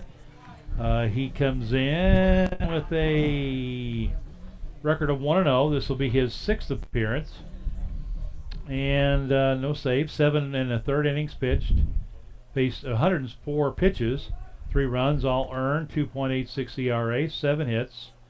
He has only walked 1, struck out 7, 3 of those looking. And opponent's hitting 241, averaging about 14 pitches an inning. So he'll start off with what, 2, 3, and 4? First pitch is a bunt. Gildehouse gets it down. Halmick gets it, throws, and he's going to be safe at first, and Mitchell Garner may be hurt. Yeah, he took it right in his shoulder. Great bunt by Gildehouse. Yep. Halmick got to it. Got an E1, error on the pitcher. Threw it right into the runner. Yeah, and they had a little collision in that. He went right to that left shoulder. Yeah. And we've seen that in the major league level. Yeah. That little collision when the first baseman reaching for a throw like he that. He says he's all right. Okay. He's a tough kid. Coach Short out there, I think it was, wasn't it? Talking to him. Well, he's an EMT. So yeah. He's he knows what he's talking about. De facto trainer if Mateo's not here. So a leadoff runner for the Shamrocks on the E1. I'm with you, Mike. I think a good throw would have had him. Ooh. Well, he had no chance to throw was right into the runner, and he had Yeah. to reach around him. So So air on Eagles. Pretty good pitch right there. So did I. I think Hallmick did too. This is Reed Lukenhoff. Wide open stance from the right side. Ground ball up the middle. Ulrich gets to it, drops it, and back-to-back errors. Now we got an E6. Tough play. I mean, he had to come all the way up the middle. Got to it behind the bag, but could not snare it in the glove. And just like that, the game... Looking at the bag, he touched the bag before he got it in the glove. And may have. I looked at it. Momentum was going to carry him past the bag. No. I don't know if he would have had a chance to make a play there or not. But, yeah, he just couldn't get it in the webbing. Yeah, in that case, you got to get one. Yeah. But once it popped out, there was no chance. And this is where missing out on those opportunities, leaving those runners in scoring position. Second error for Sullivan in this inning. Yep. It's only a 2-0 ball game, and New Haven has 2 on, no outs against Hallmick. His next pitch is in the dirt. Gets away from Taves. Good throw. Will get him a high throw, and he is safe. Oh, yeah, I think he came down a little late. Yep, he throw slid was too underneath. high. Yep. So I said a good throw would get him, but the throw sailed on him. Blue had to reach up, and the runner Guildhouse able to slide in underneath him. So both runners advanced on a wild pitch. So 2 errors and a wild pitch. Now it's second and third with nobody out. And a 1-ball, no-strike count to your cleanup hitter, Trevor Hinton. Wow. Yeah. Chopper up the middle will score a run. Ulrich has to charge. He'll take the out at first. Trail runner will move over to third. So an RBI on the 6-3 put out by Trevor Hinton.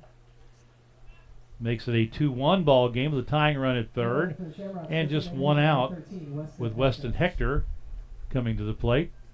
Shortstop was playing back, so slowly hit ball. No chance to get the runner at home.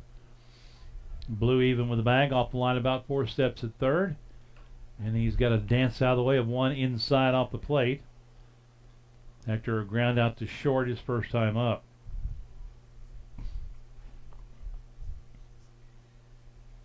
Taves behind the plate, sets the target. And a good stop. That one bounced up and got him in the mask, but he got the body over. Yep, good job. Kept it around the plate that time. Well, Skaggs rolled through the first 3, giving up 1 hit. But a couple of errors behind Hallmick and a wild pitch have scored a run, and New Haven, big opportunity to tie it up. Chopper up the middle over Hallmick and hits the bag. Wow, what a tie ball game. Base Wow. hit.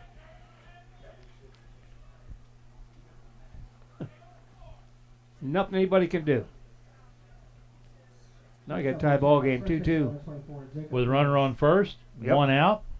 Jacob Gertis, who had a single his first time up in the second, the first hit of the day for New Haven.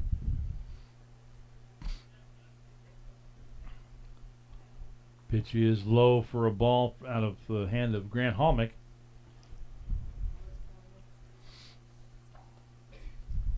Over at first is Weston Hector. Hector with just 1 steal on the year, held there by Garner. Late swing and a foul back to the screen. 1 ball, 1 strike. Anthony Groner's in the on-deck circle for the Shamrocks. We talked in the open, team at 4 and 5, but dangerous. Any time out there, they've been in a lot of their ball games. Seems like a lot of games when they've lost, they've had 1 bad inning. They haven't had it so far. Late swing off of Hallmick to the second baseman to short for 1, over to first in time for the out in the double play, and that was hit Grant Hallmick. Yeah, went right to McReynolds at second. So 1, 4, 6, 3 on the double play ends the inning. But New Haven just gets 2 hits in the inning or 1? None. No, they had the 1, the Hector off the bag. Oh yeah, you're right. Yep, that's so right. They get 2 runs on 1 hit, 2 errors, and nobody left.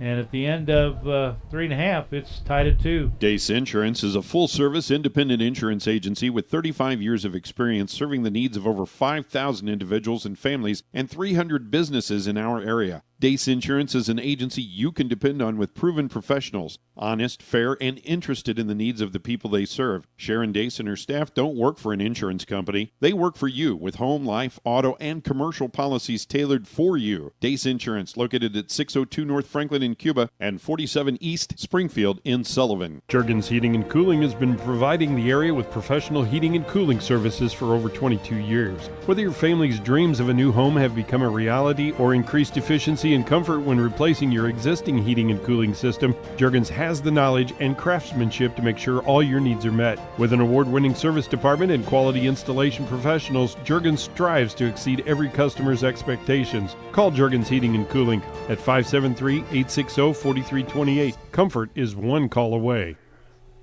New pitcher for the Shamrocks, number 24, Jacob Gertis, moves from first base to pitch.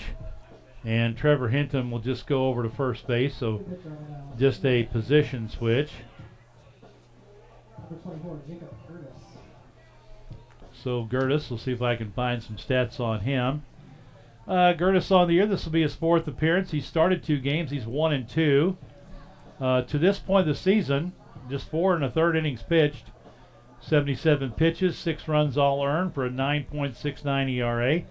He's given up 6 hits. He's walked 2, struck out 11, 7 of them looking. His whip is 1.846. 3 stolen bases allowed, averaging about 18 pitches per inning. Opponent's hitting .333, but batting average on balls in play. So if you make contact with the ball in play, .857. Wow. I saw that. I had to double check and make sure I was on the right line when I look at my stats. .571 with runners in scoring position. Wow, that's an astronomical number. 22 batters spaced, no wild pitches. He's hit 2. So see what the Eagles can do. We have a new ball game tied 2-2. Both starters are out. Both starters will mean nothing in the game. Yep, no Hinton, decisions. 3 innings pitched, 62 pitches, 4 hits, 2 runs, 1 walk, 3 strikeouts, and 1 wild pitch. And I'll go ahead and give you Skaggs too. He hit 3 runs, 44 pitches, or 3 innings, 44 pitches, allowed 1 hit and 3 runs, and that was it for him. Good outing for 3 strikeouts. Skaggs. Or 3 strikeouts. What'd I say? Runs. 3 runs. Yeah, no runs, 3 strikeouts. Yeah. All right. So for the Eagles, it'll be Alex Taves starting it off. 7, 8, 9 the order. Nolan Ulrich and Seth Valley. The Eagles are going to have to regroup and start battling again here. Taves big cut at a off-speed delivery and missed it. Again, we're seeing a lot of those big, long, looping, hard swings that did not serve them well in their last game. That one he puts in play, hits it well to right. That'll drop, I think, on a tumbling play. Caught it. He caught it. Yeah, right fielder. Yes, that was Jace Ritchie. He was playing deep, and pitch looked like it was going to be a deep fly ball, but he had to come in on it and caught it about knee-high reaching forward, did a little somersault, came up with a nice catch. Wow. So fly ball to right for out number 1. Nolan Ulrich steps in, and he looks at a pitch just a little bit up and off the plate for ball 1 to left-hand hitter. He had an RBI base hit his first time up, drove in the second run of the game for the Eagles, or the first run of the game back in the second inning. That one low and away for a ball from the right-hander. Gertis, good-sized young man. 2 balls, no strikes. Outside and low, 3-0. Second baseman Lukenhoff plays him deep and up the middle a little bit. First baseman off the bag about 4 steps off the line, behind the bag about 2. And the old automatic on the outside corner for strike 1. He just kind of aimed that ball in there. Center fielder Neiman plays him about 2 steps to pull toward right. And he looks at one on the inside corner. Yet to swing the bat. And it's 3-2. He was 3-2 the first time as well. A lot of room in left center. Right fielder is deep and actually plays him over toward right center a little bit. 3-2 delivery off the windup from the middle of the pitching rubber. Slings that one outside, and Nolan draws the walk. So 1 on, 1 out with Seth Valley coming to the plate. He got a ground out to shortstop. And that ended the second inning. Wind really picking up out of the right field corner to the left field corner. You know he's going to go. Now, Ulrich's not much of a... He hasn't stolen that many this year. Just 2 stolen bases. I'm sure they'll probably try to put him in motion. Being held on over there by Hinton. Now throw over. Back standing up. See if the Eagles elect to try to bunt here with 1 out. Tried a few times in that 1 inning and only had the... Tabes was the only one that really... He got it down for a sacrifice. And he again tries to bunt it. Pitch was way outside. He was talking to himself after he reached for that. Yep, that was ball 1. Yeah, that was way up and away. Yep. Got to have that discipline when you're up there. Just because you get the bunt sign, that means it needs to be where you can bunt the ball. It needs to be a strike. It needs to be around the plate. That thing was way up and away, so it's 0-1. Ooh, that was a quick pitch. Oh, he lays down a good one. Pitcher gets to it, and he'll get the out at first. That was a good job by Mr. Valley. Moves the runner to second now with 2 outs. Well, hopefully Eagles will have a little bit more luck. 1-3 on the put out. Back to the top of the order, Landon Doza. He's hit the ball hard twice. Line drive to center his first time up. He had a base hit in the third, stole second, went to third on an error by the pitcher on a pickoff, and scored on an E5. Oh, he lays off one that tailing way outside and low. He flinched a little bit, recognized that it was going to be way outside, and held up. Second baseman right on top of the bag. Curveball catches. No, it says a little high. I thought it was high, but I thought, well, I guess he raised his hand to tell him it was high. Yeah, that's kind of what he was doing. He's been doing that with his left hand, though, so that's no confusion. 2-0. And that one high and away again is Gertis working quickly. Yeah. Balls behind, 3 balls, no strikes. Doza up fairly close to the plate, feet close together with an slightly open stance. Working from the belt to the plate and taking all the way. It's 3-1 on the automatic strike. Eagles have a runner at second, 2 outs. Tie ball game as they bat in the bottom of the 4th. Oh, he took the air out of the stadium. Yep. Threw him a big curveball, and Doza with a huge swing. He was trying to hit that thing to Tosi. Yeah, 10-run homer. So it's now 3-2. Chopper to third. Backing up. It's off the third baseman. He can't get a handle on it. Yeah, that was that in-between hop. He tried to back up and make the play, and Groner going to be charged with an error on that one. He knew he had to hurry with the good speed of Doza. I just ate him up. When he backed up, it could have to step back, and he was done. So the runner stays at second. It's first and second now with 2 outs. Raiden Red steps in. Line drive right back to the pitcher. It was a looky what I found when Hinton was out there. Yeah, he just stuck the glove out there and ball found the glove. Yep, that's what it was. And then he walked and was left stranded at third back in the 3rd inning. A little low. Oh, yeah, must have been. I was like you. I thought that was going to... I thought it was a good pitch, but that tells you I'm too far away. With 4 eyes, I still couldn't tell it. 1 ball, no strikes. Check of the runner. Pitch to the plate. And, again, outside low. Gildenhouse got a glove on it and knocked it down there at the plate. Eagles a chance here, but got to get something with 2 outs, and you're at the 2 and 3 hitters coming up. And a ground ball backhanded off the glove of the third baseman. They're going to send the runner as it slows down the grass out in left field. Base hit. That was a tough play. He had to go over to the line. Yep. Deep behind the bag, had to try to backhand it.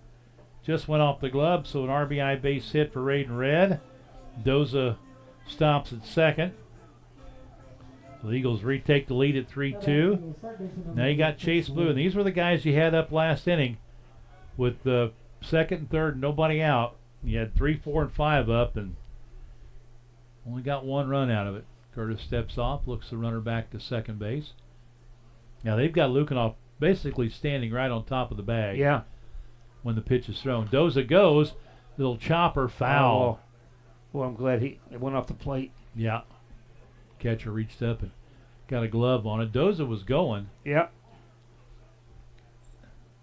No, they're going to call a balk. Did they? They must have called a balk. Yeah, because both runners are advancing now. Yeah, they had to call a balk. Must have been the field up. Well, I didn't see it. I didn't either. That or he didn't come to us. Well, he's been doing that, not coming to a stop. So balk. No pitch. No pitch. Count remains nothing. Nothing. Hard hit ball past third into left field will score 2. Oh. And it gets by the third base left fielder. Oh, yeah, just bounced right over his glove. Yep, and Blue will go into second base, so a single and an error. Yep. Second error of the inning. And Blue with 2 RBI. Gets the job done there. Eagles up 5-2 now, and coach coming out for New Haven. Austin Pyrick, who's their girls basketball coach. His brother Aaron coaches the boys, but he's stepping down now. Oh, is he?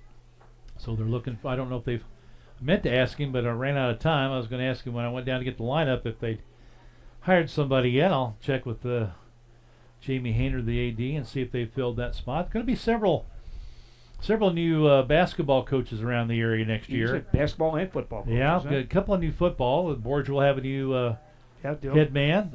St. Clair. St. Clair will have a new one at some point. Yeah, those two, Robbins and Gildahouse are both been around there for a long time too. Yeah, Robbins' his second trip around at New Haven. Yeah, I mean at St. Clair. St. Clair, yeah. Cuba has a new coach. They've already hired. They hired one of their assistants, a former Cuba player. Oh, that's good. Yeah, and he'd come back last year as an assistant coach. He'd been down at Mount Vernon for really? 5 years as an assistant. A good program down there. Had a chance to come back home last year. And Gower lines one over the shortstop into left field on the first pitch. Bombed it again. And he's not going to get anywhere. Nope, that'll score the runner. It would have scored Blue anyway. Yep. So Gower steps up and swings at the first pitch, gets one right down the pipe. He's got an RBI single as Blue scores. That's 4 this inning. And coming up, Mitchell Garner with Gower at first and 2 outs. All this done with 2 outs. I was just going to say the same thing, yeah. Helped out by a couple errors, but take what you can get. First pitch to Garner. He hits one hard into left center field. Left fielder goes over, up, and it's right over his outstretched glove. He gets to it, and they're going to hold Gower. Now they're going to throw him, run him home. As the throw was offline, he'll slide in safely. Ball gets by the catcher, and Garner over into third base. So a double for Mitchell Garner. And an RBI is Gower. E6 on a throw to the plate. It caused the advance. Yeah, E6. E6 It'd be an E6. So a double and an E6. Next up, the Eagles, second baseman number 1, Nathan. He does get the RBI as Gower scores all the way from first. That time left fielder made a good play. It was over his glove, but he got right to it and got it quickly. And leaning back from a high inside delivery is Nate McReynolds. This will be the 9th man to bat in the inning. Uh-oh, you know what that means. Yeah. It's okay. I'll do it for us. I've said that. I don't complain about us doing it. All this done against the reliever, Jacob Gertis. Ooh, he gets a strike. Okay. Okay. Woof, woof. Yeah, big, slow breaking ball, and the home plate umpire said it caught the corner or somewhere in the vicinity of the knees. 1 ball, 1 strike, and another curveball that caught a little bit more of the plate than I think he wanted it to, but Nate fouls it off. And this one, he started off with a good catch by the right fielder on Taves. Yeah, if he hadn't made that catch, just, think where we'd be. Yeah. If things, follow suit after that. Chopper towards short, fielded there by Steinbeck. He'll sling it across offline, but Hinton makes the catch and gets back to the bag. And that's out number 3 as Eagles bat around on the 6-3 put out. Let's see, they score 1, 2, 3, 4, 5 runs. And what we got here? 1, 2, 3, 4 hits. There was 1, 2, 3 errors. I got 1, 2, 3. Yeah, I guess 3 it was only errors. 3. I thought And there was more than that. one man left on base at the end of 4. Sullivan on top of New Haven 7-2. Coldwell Banker Reeves Realtor in Sullivan has a staff of agents with over 165 years of combined experience. Whether you're buying or selling, the knowledgeable professionals at Coldwell Banker Reeves Realtor will help guide you through this difficult process. They utilize all the modern tools available like CirclePix marketing, Facebook, and other social media platforms. Find out all the ways they can help by visiting the website at coldwellbankerreeves.com. Call 573-468-4422 or stop by their new office at 400 Cumberland Way, Suite K in Sullivan. And the Eagles are making a pitching change as well, coming in relief of Grant Halmick, who went 1 inning and gave up the 2 runs. It'll be Malin Foster, as the sophomore will take the mound for the Eagles here, as they've regained the lead at 7-2. And that's that, I talked earlier about New Haven. A lot of times they'll have that one bad inning. Yep. They'll be in a game, and then one bad inning will cost them. And see what happens here. As Malin Foster will check in, trying to keep it a 7-2 game. Foster on the year. This will be his 7th appearance. He has 1 start. He's 2-2. And let's see.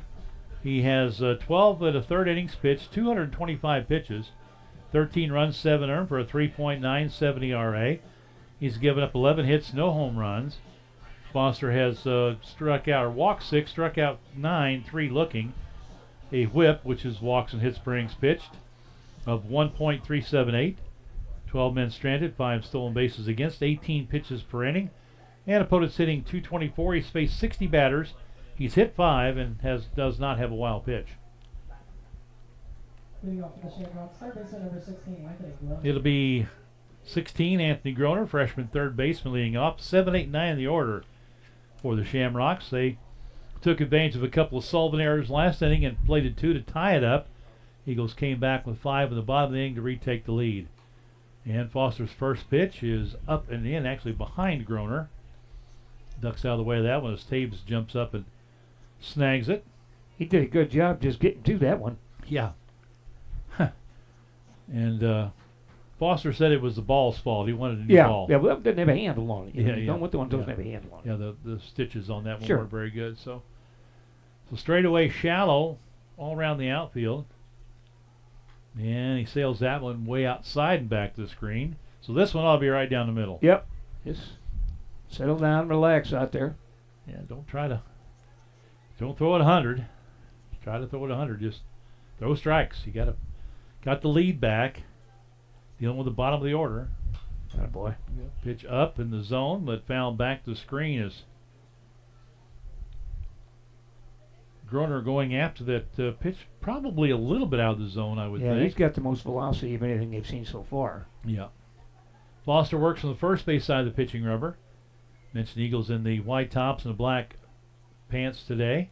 Ooh, and that hits him. Ooh, that right in the bicep. Yeah, that hurt. Oh, and he's not going to rub it, but that arm's kind of hanging there. Well, there's no dirt to rub on it here. Nope. Rubbing that little rubber pebbles on there doesn't really do much for it. It's the one thing that dirt was always good for. Well, and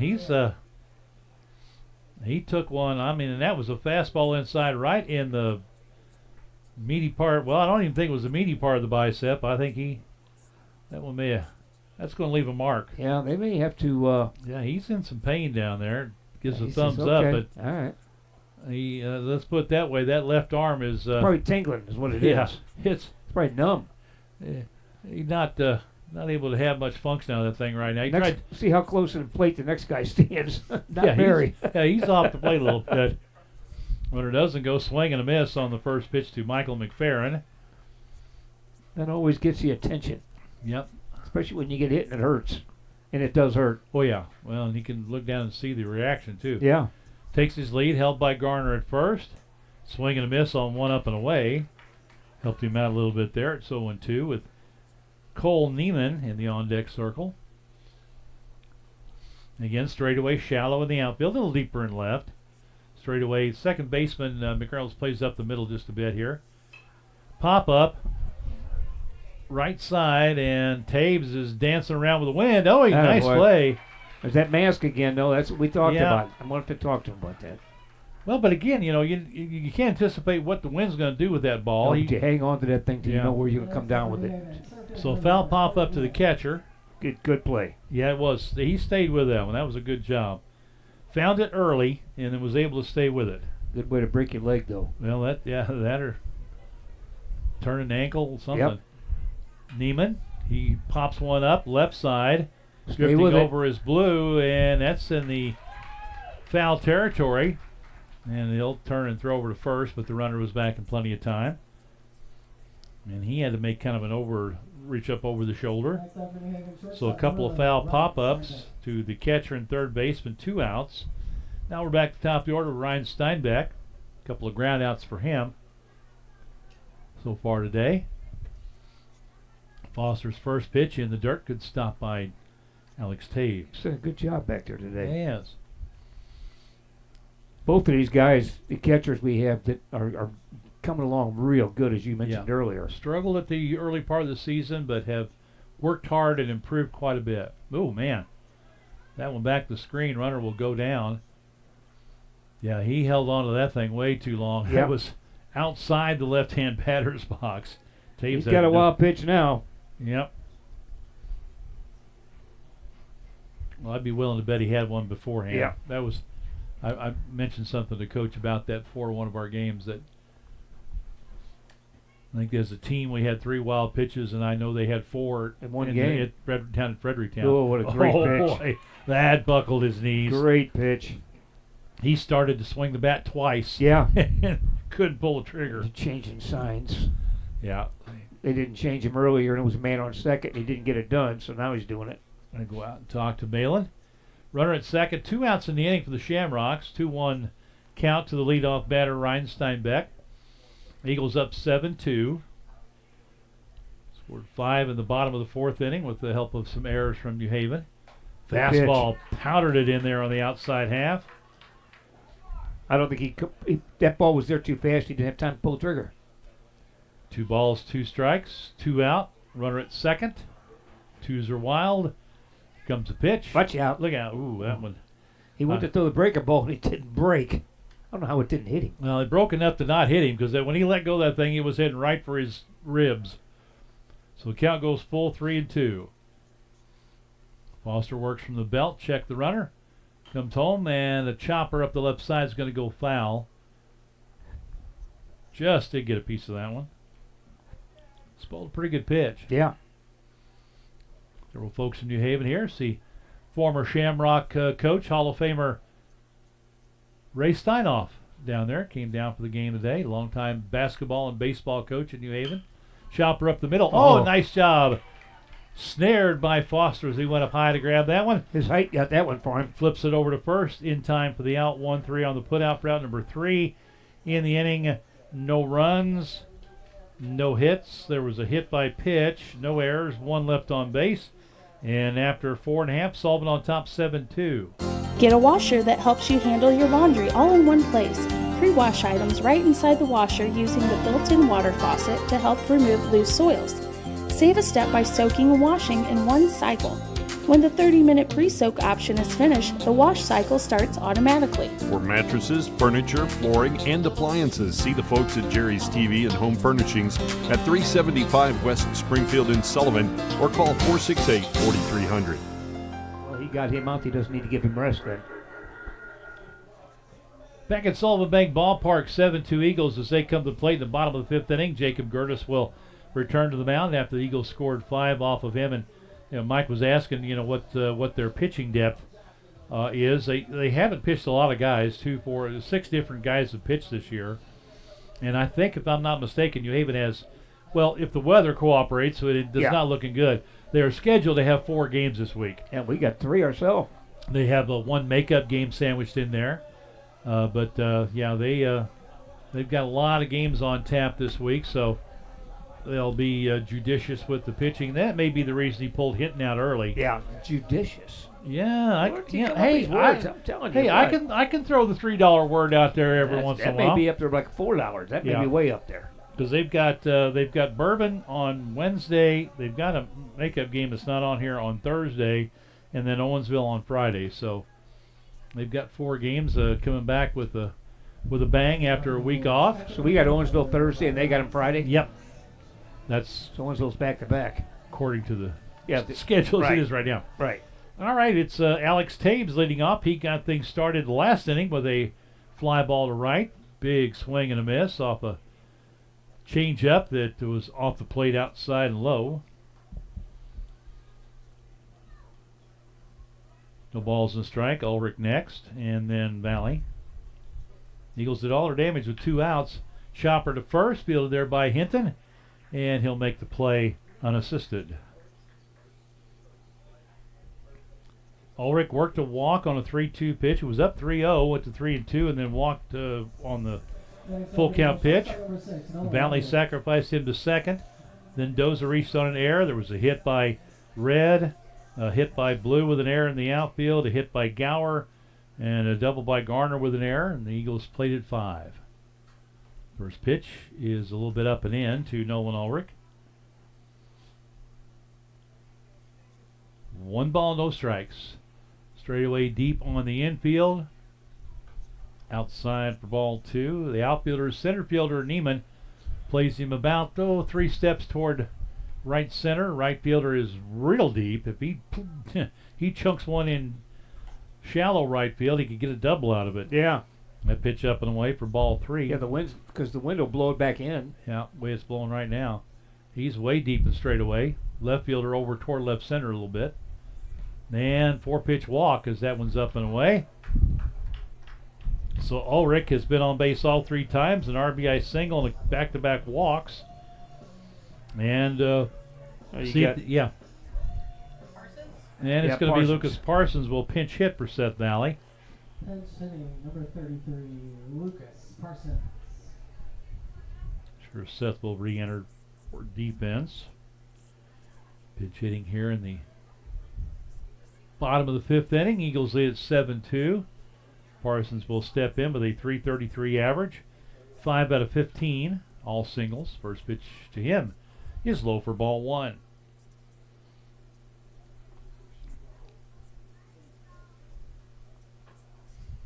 Moves up in the box just a little bit, fairly close to the plate. That one slings up there and low for a ball. He's losing velocity there. Working from the first base side of the rubber. Oh, that pitch was a strike. It's 1-1. Oh, was it really? Yeah, he signaled 1-1. Okay. No, now it's 2-1. Confused us. Why would he do that? Yeah, I don't know. Because he can? Yeah, well, it's pretty easy. Yeah. I thought both of them were low. Tells you what I know. All right. Well, it's 2 balls and a strike now. Runner with the lead at first is Ulrich. Chopper up the third baseline. Third baseman backs up, gets it on the hop. Long throw across. He was off the bag. Oh, they're going to say he's out. He was off the bag. He was off the bag. Oh, yeah. He was a foot off the bag. Get some help from the home plate umpire. Home plate umpire probably saw it, but nobody's asking for him. So now they're going to. There's times called. He got clobbered when Parsons went through. They're not going to challenge it at all. They're not going to ask for help. Well, runner gets to second base. Good play by the third baseman, Groner, the freshman. 5-3. Out number 2. Back at the top of the order with Doza. Will get a pitch in on his hands with the big swing. Fouls it backing out of play. Doza with a line drive to center field. It was a good catch by the center fielder. Then he had a hard single in the 3rd. And came around to score. Reached on error and scored in the 4th. Batting here in the 5th with a runner at second, 2 outs. Up in the box a bit, open stance, feet close together. Curtis's pitch is in for a strike. Those that didn't think so, but I didn't think it was that bad a pitch. I didn't either. Caught a good portion of plate, about belt high. He's got a battle now at 0-2. Curtis with a check of the runner. Now second baseman sneaking over that way. Ulrich dances around a little bit. And that inside hits him.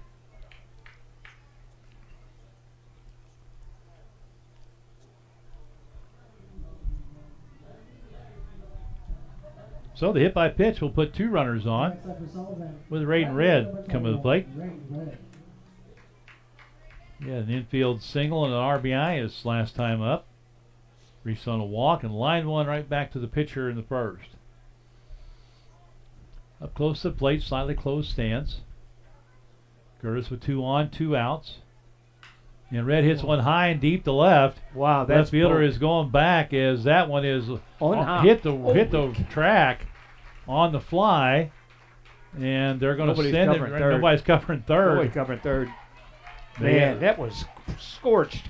Holy cow. That was about as close to one getting out here as we've seen this year. That one hit the track on the fly, and Red with another triple. I have no idea what the gap is out there, but Well, it's coaches told me it's around 370 in the gap. Right there, it's probably in the 350 to 355 range. So Red with an RBI triple drives in 2. Pitch is fouled back the screen by Chase Blue. No balls and a strike. Again, Eagles getting that hit with 2 outs this time around. Man, that ball was hit hard. Yep, he turned on that thing. Blue waits on that off-speed pitch and pops it fouling out of play. Just didn't wait quite long enough, and he's in the hole 0-2. He jumped on the first pitch he saw last time up for a base hit to left, and an error on the left fielder had hopped over his glove, allowed him to go to second base, and then later scored. He drove in 2 with that single. He's got 2 hits on the day. 0-2 with 2 outs. Oh, and the runner, they had him picked off. He breaks for home. Go to the catcher, back to third, runs him to the plate, now to the pitcher, and they tag him out. So 1, 2, 5. No, the first baseman came down. Yeah, caught in a rundown. So, yeah. So caught stealing. 1, 2, 5, 1.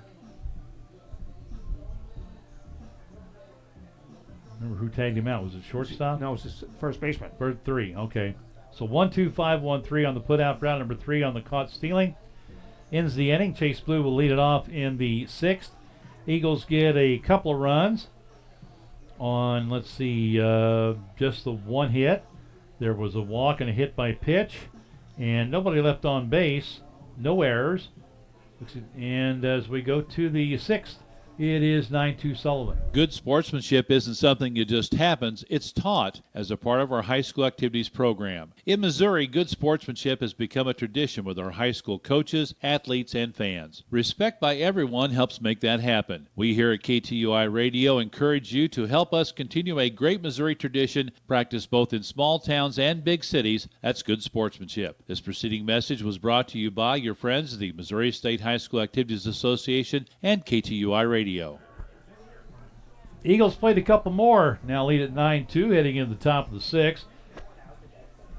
16 pitches in that inning for Jacob Gertis. He's got 41 through his 2 innings of work.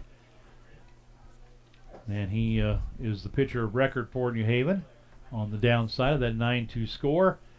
For the Shamrocks, it will be 2, 3, and 4 in the order. Drew Gildenhouse, Reed Lukenhoff, and Trevor Hinton. Gildenhouse is 0 for 2 on the day. Reached on an error. Another pop-up. And Lenz is going to take that one. Taves back to the screen. Oh, and it came back at him. Yeah. Blew it back at him this time, and he couldn't get it. Good try. He got to the screen, overran it just a little bit, tried to reach back, but it drops harmlessly. Good effort. He's had three. You may go games in a year and not have one of them, and he's had 3 of them tonight. Yeah. Well, no balls in the strike to Gildenhouse. He laid down that little chopper to the third base side that Hallmick grabbed and pulled Garner off the bag at first. Pitches in for a strike, knee-high inside corner. 15 pitches from Malin Foster in his first inning of work. He's ahead 0-2. Curveball, swing and a miss. Nasty breaking ball there. Leadoff batter is down on strikes, and that'll bring in Lukenhoff. Struck out in the first, reached on an error on the shortstop in the 4th. He's got just enough velocity on the fastball that breaking ball really is a good pitch for him. especially when you're throwing around the plate Yeah. for strikes. Here's the first. Same pitch. Yep. He had Lukanoff stepping out a little bit. Yeah, he did. In for the called strike. Union leads Father Tolton 4-2. Wow. After 4. Next pitch. That one's way outside. Overcooked the fastball. Kind of brings that ball way outside. Kind of throws a. Well, look where his release takes Yeah. him. When he lets go of the ball, he's off the first base side of the rubber. But look where his release takes him. Yeah. Big swing and a miss. He's throwing right at you. Yeah, that front foot steps over toward third. Yeah, he's so throwing right when he at you. starts his windup, he's on the third base side of the rubber, but that front foot, when it comes down, is over on the third base side of the Yep. pitching rubber. He's kind of throwing cross, almost looks like he's throwing cross body, as that one drops a little bit low for a ball. Yeah, when you're the hitter, it looks like he's throwing right at you. Yep. You know. 2-2 the count to Reed Lukanoff. Nobody on, 1 out. Straight away infield, outfield, shallow around the outfield. 2-2 pitch from Malin Foster, and the tries to throw that off speed pitch. That may have been a changeup. Blowing outside, count full at 3-2.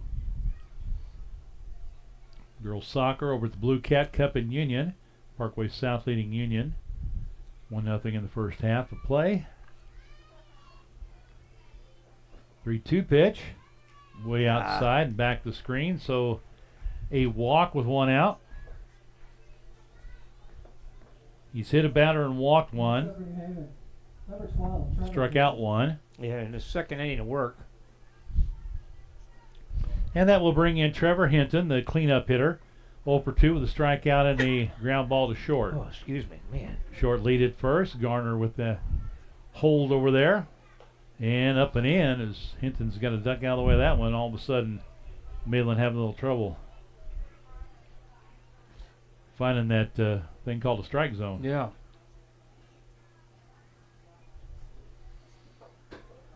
From the belt. And he Good catches pitch. the outside corner. Hinton thought about it. Couldn't pull the trigger. Yeah, I was going to say, I thought he held up on it. 1 ball, 1 strike. Check of the runner at first. Short lead. Good pitch. Yep. And him stepping out with that front foot. Broke back in over the inside corner, knee high. And it's 1-2.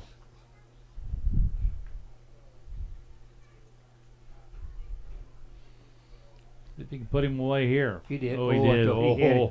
I don't know how he hit that. Yeah, he was stepping out toward third and just got a little piece of that one, fouled it back the screen. Yeah. I don't know how he touched that pitch. Had to reach out a ways to get it. But good hitters, that's what they'll do. Yep. They'll foul off the pitcher's pitch and see if they can get something to their liking. Chopper up the middle over Foster. Picked up at the second baseman. McReynolds steps on the back throw to first in time for the out. So Double play. 4-3 DP ends the inning. No runs, no hits, a walk, no errors, somebody left on base. We go to bottom of 6, Sullivan on top 9-2. At St. Louis Community Credit Union, you matter to us. Every account holder is an owner. Whether you're looking to grow your nest egg, purchase a home, need a loan, improve your credit, or simply want our community to thrive, St. Louis Community Credit Union is here for you. Visit branch manager Tricia Beckett at our new Sullivan branch at 170 South Service Road East next to Subway for all of your banking needs, or go to www.stlouiscommunity.com. That's stlouiscommunity.com. Federally insured by NCUA. So Jacob Gertis back out warming up for New Haven. There's a throw down by Gildehouse. And for the Eagles, they will have Chase Blue at the plate. He was there when Raiden Red got picked off at third. So he'll lead things off, followed by Drake Gower, Mitchell Garner, 3, 4, and 5 in the lineup.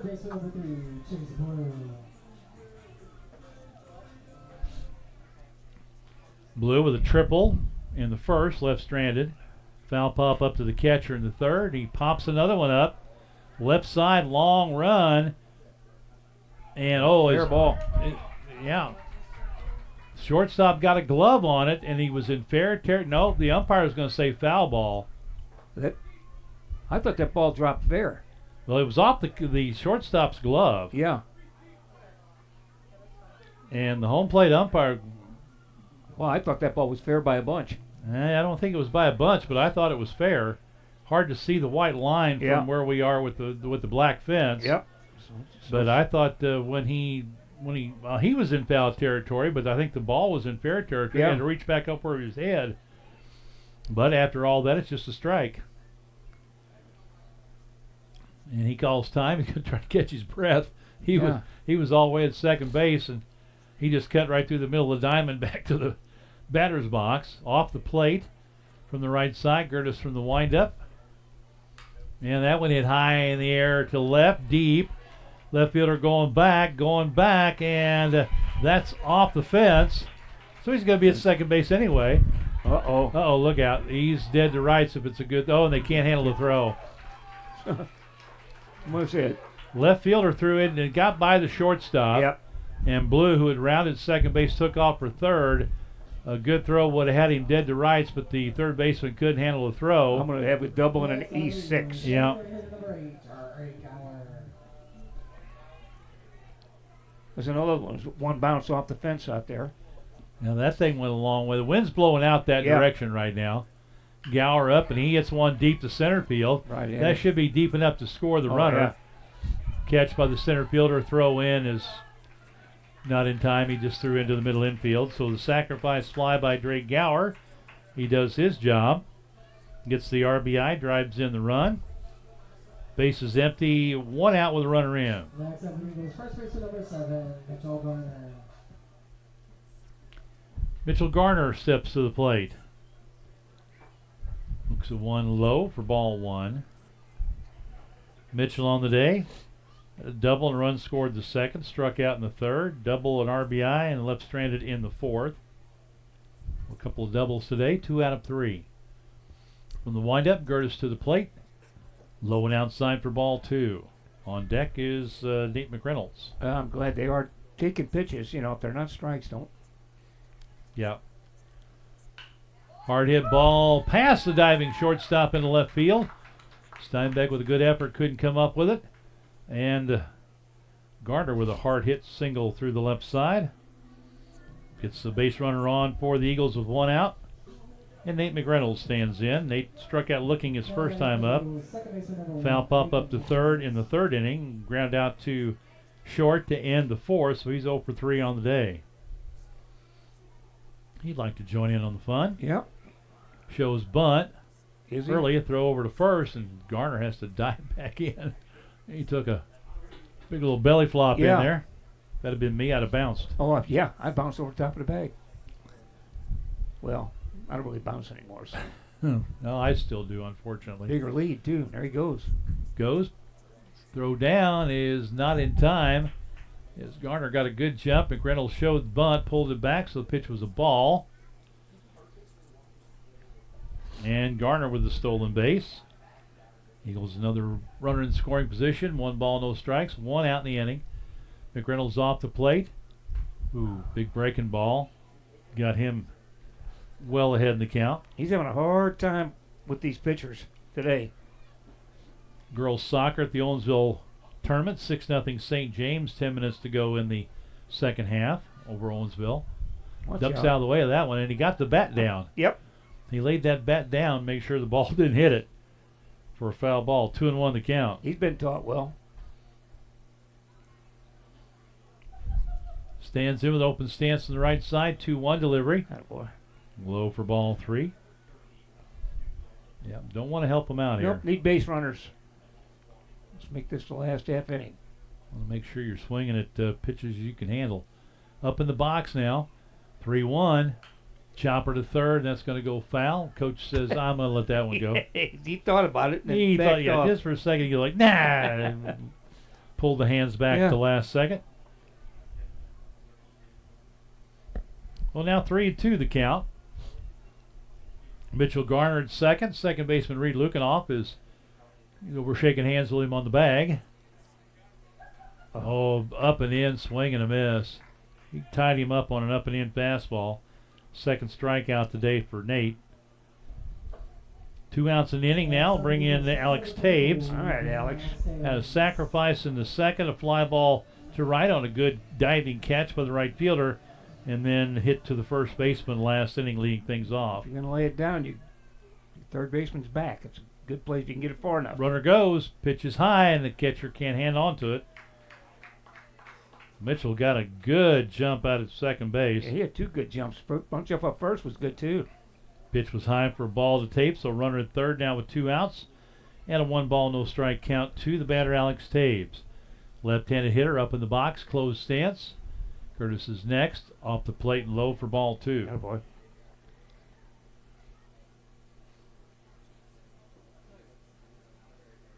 We need one more base runner. He'll work from the belt. Check of the runner. He stays close over there. Alex goes after one up and away. Fouls it back and out of play. 2 balls and 1 strike. That wouldn't be a bad deal if he could put it down third baseline. They've got pulled way over to center. You said 1 ball, 2 strikes? Should be 2 and 1. 2 balls and a strike I got. 2 balls. In the dirt, and This should stays, be 2 and 2. Should be 3 and 1. Or 3 and 1, yeah. Maybe he had his hands mixed up. 2 and 2. Oh, he says 2. That one was a strike. Really? Yeah, it was a little low. Oof. Okay, I didn't. All right, 2 and 2, 2 outs. Yeah, hard hit ball. All right, that makes no difference now. He got a pitch up and in, and Alex turned on it. Boy. So an RBI single for Taves. Drives in the second run of the inning, makes it 11-2. So Taves would be the winning run over at first. They're going to pinch run for him. They're going to let him run. I don't know. They're going to. No, they're going to pinch run for him. Yeah, he's got his helmet off. Courtesy runner for the catcher. Coach is coming down and telling the home plate umpire this will be number 12, Caden Smith, who's usually the first courtesy runner off the bench for the Eagles. I'll say one thing: when Taves hits it, he don't wait. He hustles down there. Got a pitch up over the inner half and hammered it into right field. Here he goes. Runner goes, pitches outside, double clutch by the catcher, and the throw down not in time. So Eagles have the winning run in scoring position. Good base hit, good scoring. Ulrich on the day with a hit and an RBI in the second, a walk in the fourth, and a walk in the fifth. He scored twice.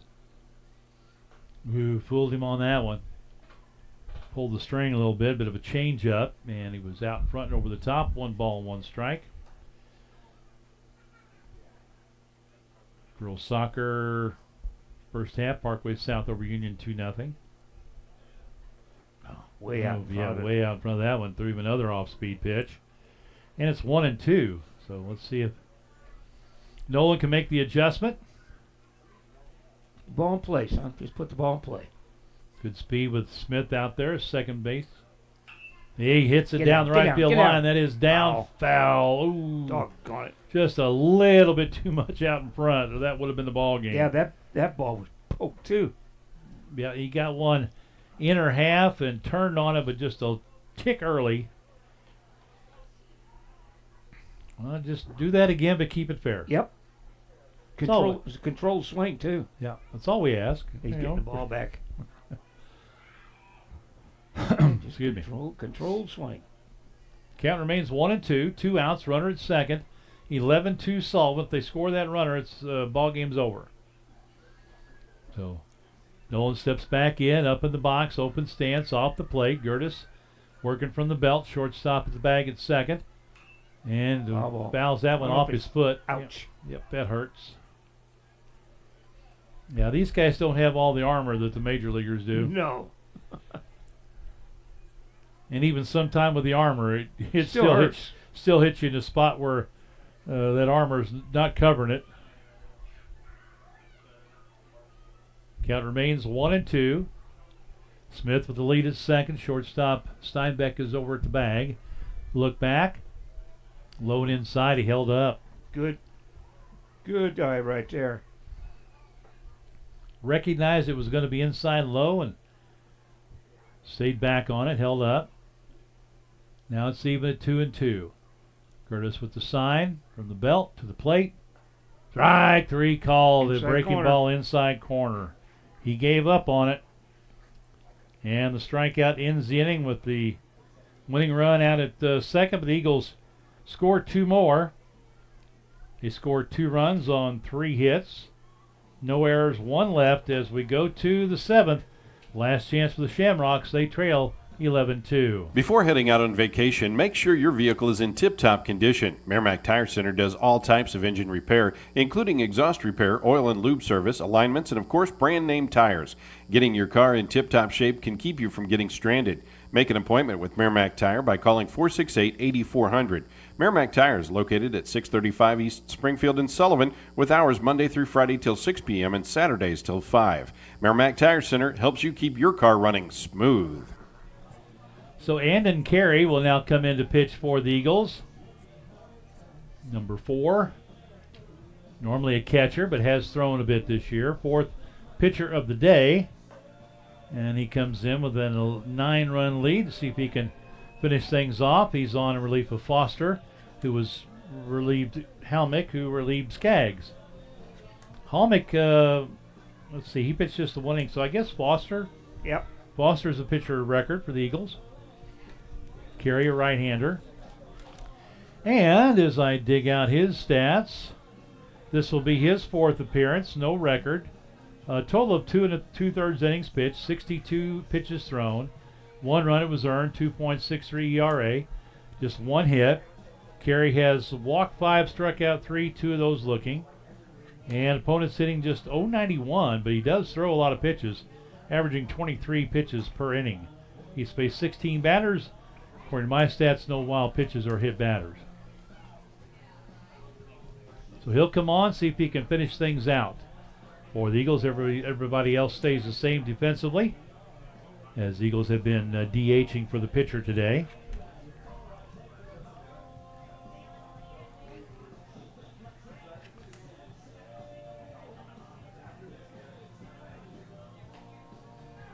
I had 24 pitches for Gertis last inning. 65 total. 65 through his 3 innings of work.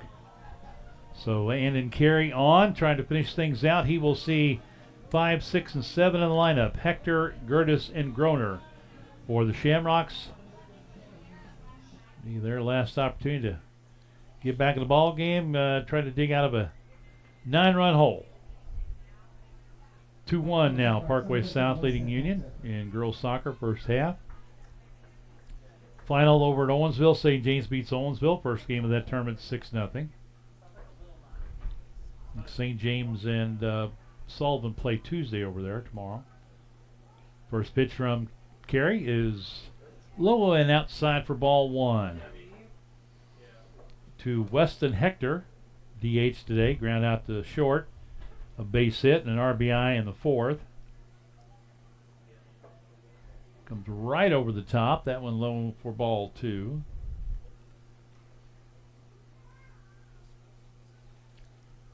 Yeah, 9-run lead. Reliever coming in. You just want to throw strikes. Yep. Just don't have to throw it hard. Just throw strikes. Swing and a miss. That was a good pitch. Blew that one past him. That was a good fastball. 2 balls and a strike. Right-handed batter deep in the box. Slightly closed stance and close to the plate. Swing a foul tip. Hung on to by Taves. 2-2 the count. Straight away in the outfield and shallow all the way around. A little deeper in left is Doza. Second baseman shortstop playing in a little bit just behind the base path. 2-2 pitch hit the right side. Big hop. McReynolds goes down and gets it and throws to Garner at first. 1 up, 1 down in the 7th. And we'll see if we can get Coach up here after the game for a word.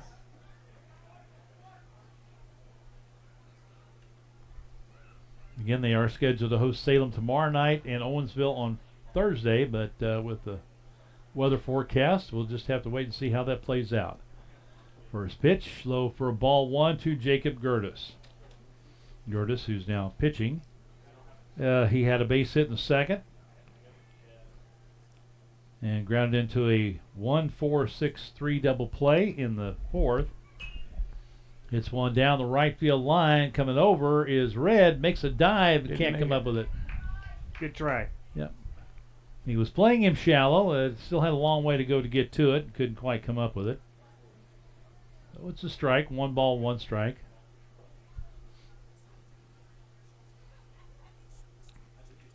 See if I can find some other scores other than what I have. I know there's several games going on today, but there's so much other stuff on X right now. It just can't keep up with it. Yep. Good pitch. Ooh, there we go. He couldn't pull the trigger on that one. Caught the outside corner. Took a little something off of that pitch. Columbia, Illinois beat Lutheran St. Charles 4-1 in one of the early games over at Union. Chopper to the left side, and that's going to go foul. Curtis stays alive at 1-2. And let's see, Borgia picked up a win today over St. Pius. St. Pius the 10th out of Festus, 10-2 the final in that one.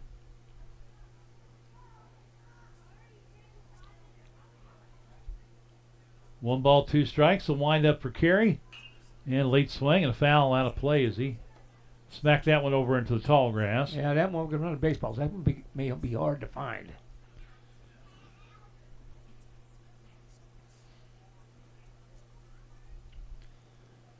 So Carey will work from the windup, middle of the pitching rubber. Swing and a miss. Went upstairs with a fastball. He couldn't catch up. And now 2 down, and last chance for the Shamrocks will be freshman third baseman Anthony Groner. Struck out looking in the second. Hit by a pitch and left stranded in the 5th. Steps in from the right side, well off the plate. Feet close together, slightly open stance. Carries first delivery. Up and away, ball 1. Carey throws fairly hard. Yeah, he does.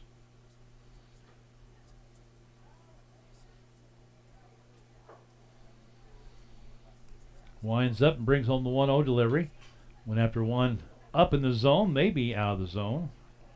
But he fouls it back to the screen, 1-1. Looked a little wide. Yeah, may have been outside as well, but helped out the pitcher there by going after that one. On deck, hitter tracks it down, hands it to the umpire. Carey gets a sign from Alex Taves. These guys have been sharing the catching duties. Low and outside for a ball. 1 ball, or 2 balls and a strike. They both did a really good job this year. Carey has had the majority of the innings. Right. He's been the primary catcher, but Taves has had some spot starts here and there. That one in the dirt. Good block by Alex. 3 balls and a strike. Got first 2 out. You don't want to walk anybody. See if he comes after him here on 3-1. Groner down by 9, maybe taking. Set bat off the shoulder. Line drive into center field is going to get down for a hit. Had to come after him, but I'd rather see him do that and walk him. So a 2-out single for Groner brings up Michael McFerrin. Ground out to third, and a foul pop to the catcher, 0-2 today. Number 8 hitter in the lineup for the Shamrocks.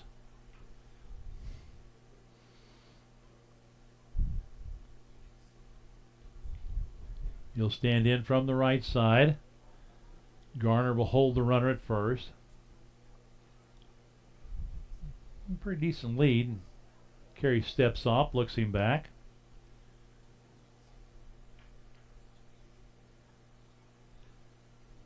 Shamrock's down by 9, but he's going to go anyway.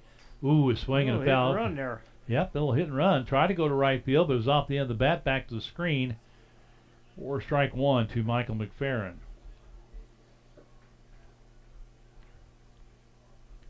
No, really, for New Haven's outlook, you really have nothing to lose there. No, huh? And if it works, maybe you got a guy over at first and third. Maybe you got a little something going. No balls and a strike. And it's outside for ball 1.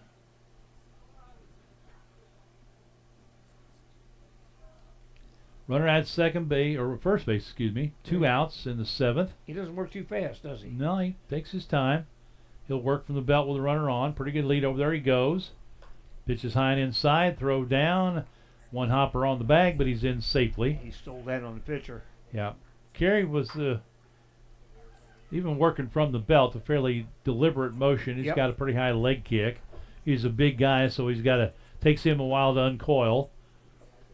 So it's 2 balls and a strike now, and change the count. Yeah, going to go out and sequence. Talk about the signs with the runner now at second.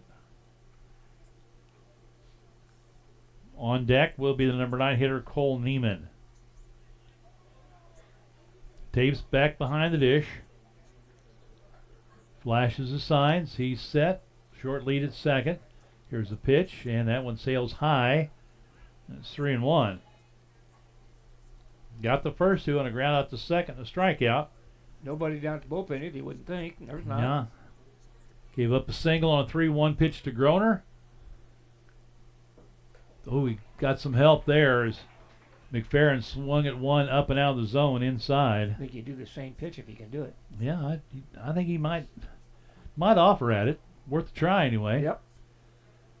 So it's 3-2 now. Trying to keep that runner close at second. Now McReynolds retreats. That swing and a miss. That one was up and away, but he got him to swing and miss. 2 strikeouts in the inning, and the Eagles pull out the victory. 11-2 the final, and we'll have some stats coming up after you hear these messages. Bugsy's in Sullivan is your locally owned and operated ZX gas station and convenience store.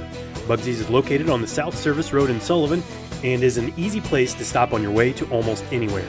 They have the best coffee and the best soda fountain in town. And whether you're driving a motorhome or a subcompact, you can get into the car wash behind Bugsy's, and the automatic car wash has several options for either a soft touch or a touchless wash. Bugsy's ZX on the South Service Road between the overpasses in Sullivan.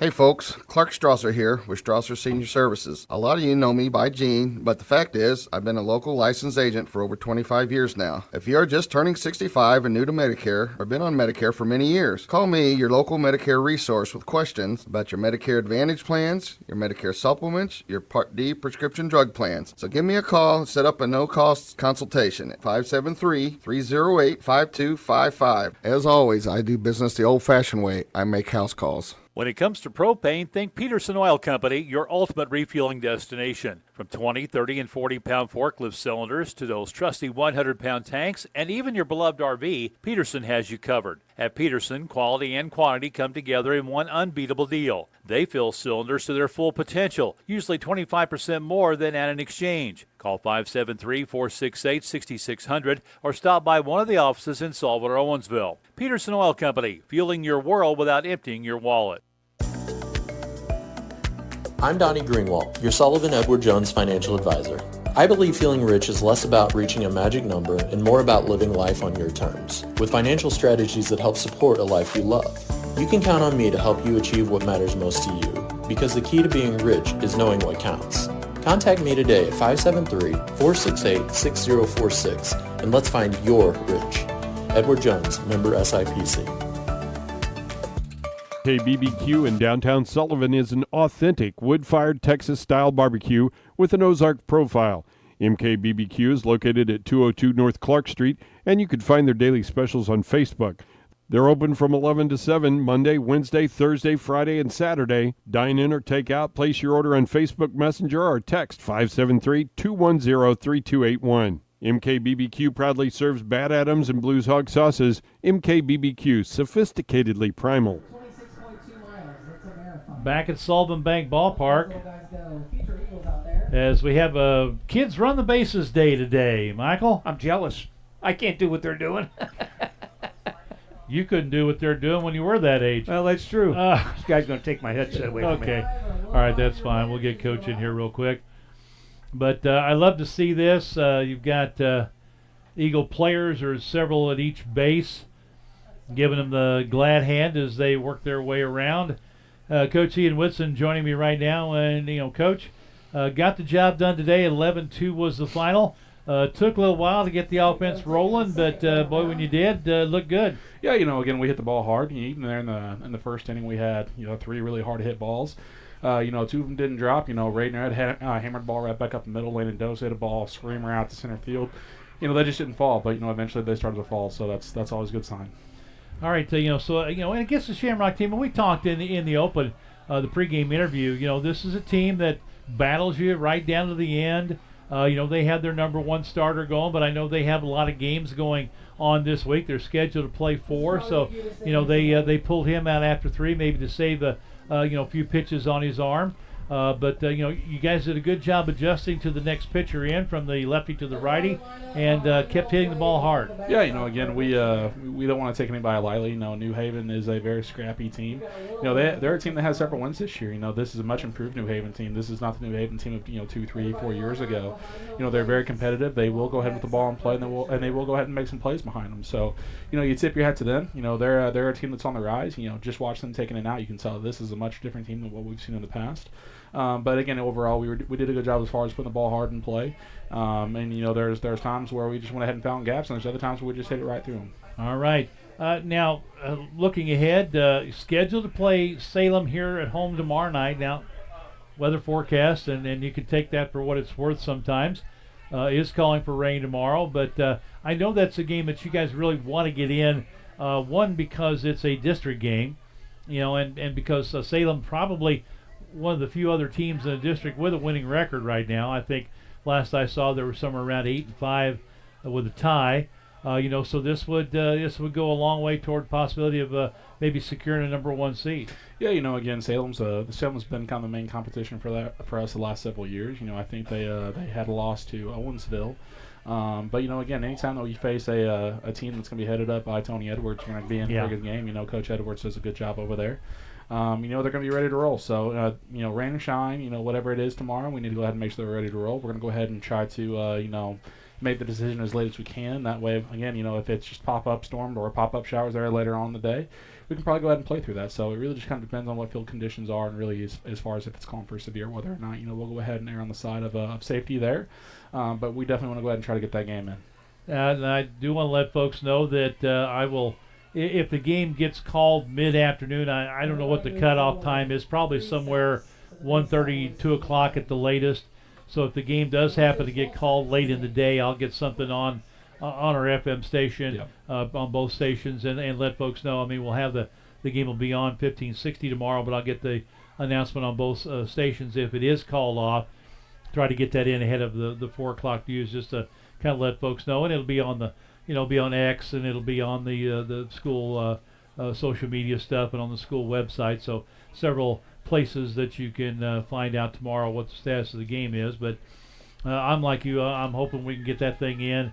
So the Eagles a good chance to face off against, as you mentioned, a talented Salem team. They've got a stretch down there where they're putting some pretty good athletes, some good baseball players on the field. Absolutely. No, again, we look forward to the opportunity. Anytime that we can go ahead and get on the field with some Salem guys, we're appreciative for it. So hopefully the weather will hold out, and we'll go ahead and have a good game tomorrow. All right, Coach, thanks for the visit. I'll let you go. Thanks, Bobby. Talk to you tomorrow, hopefully. Ian Whitson, head coach Sullivan Eagles, with a visit. After the game here, we'll get Mike back in to go over some stats. The final line score of the ball game for the Eagles: 11 runs on 10 hits, 2 errors, 6 left on base. For New Haven, 2 runs on 3 hits, 7 errors, and that hurt their cause, especially in those 2 big innings for the Eagles, and they left 3 on base. And Mike's got our pitching rundown for us. So I get it back off the scoreboard sheet here. I had it all clipped down like an idiot. Alrighty, I gave you everybody except Foster and Carey for Sullivan. Foster had 2 innings, 29 pitches. He had 1 hit, no runs, strikeout, a walk, hit a hitter, and he hit a wild pitch. Carey came in, pitched not a perfect, but he pitched 1 inning, 22 pitches for an inning though. That's about his average. Yep. He allowed a hit, no runs, struck out 2, walked none, and the rest was all blank. And we figured that Foster would get the win. Yeah. And then Gertz came in. He had pitched 3 innings, 65 pitches. Talk about even. Gertz had 65. Burtis had 65 pitches. Hinton had 62.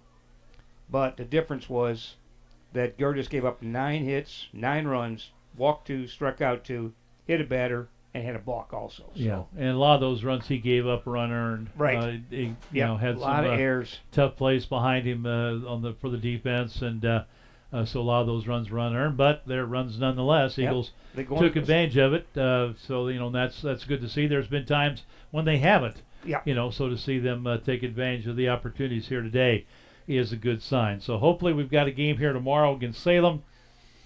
If it gets played, we'll be on the air again at 4:10 with first pitch around 4:30 on 1560 AM and on the TuneIn app at KTUI-AM. And again, if the game is called, it'll probably be somewhere around 2 o'clock. I'll get some sort of a notice on both our stations, during a commercial break or something. We'll let folks know what the game status is. Cardinals are losing 2-1 at the bottom of the fourth.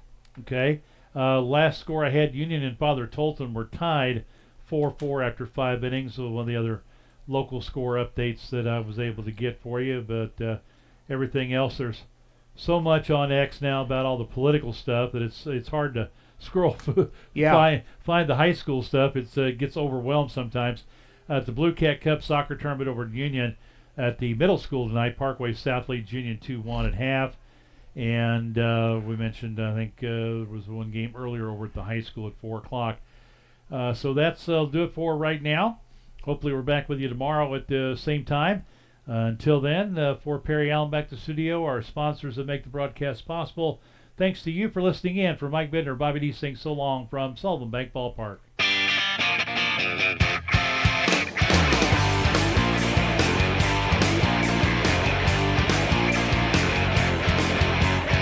We hope you have enjoyed today's coverage of Sullivan High School sports on KTUI Radio.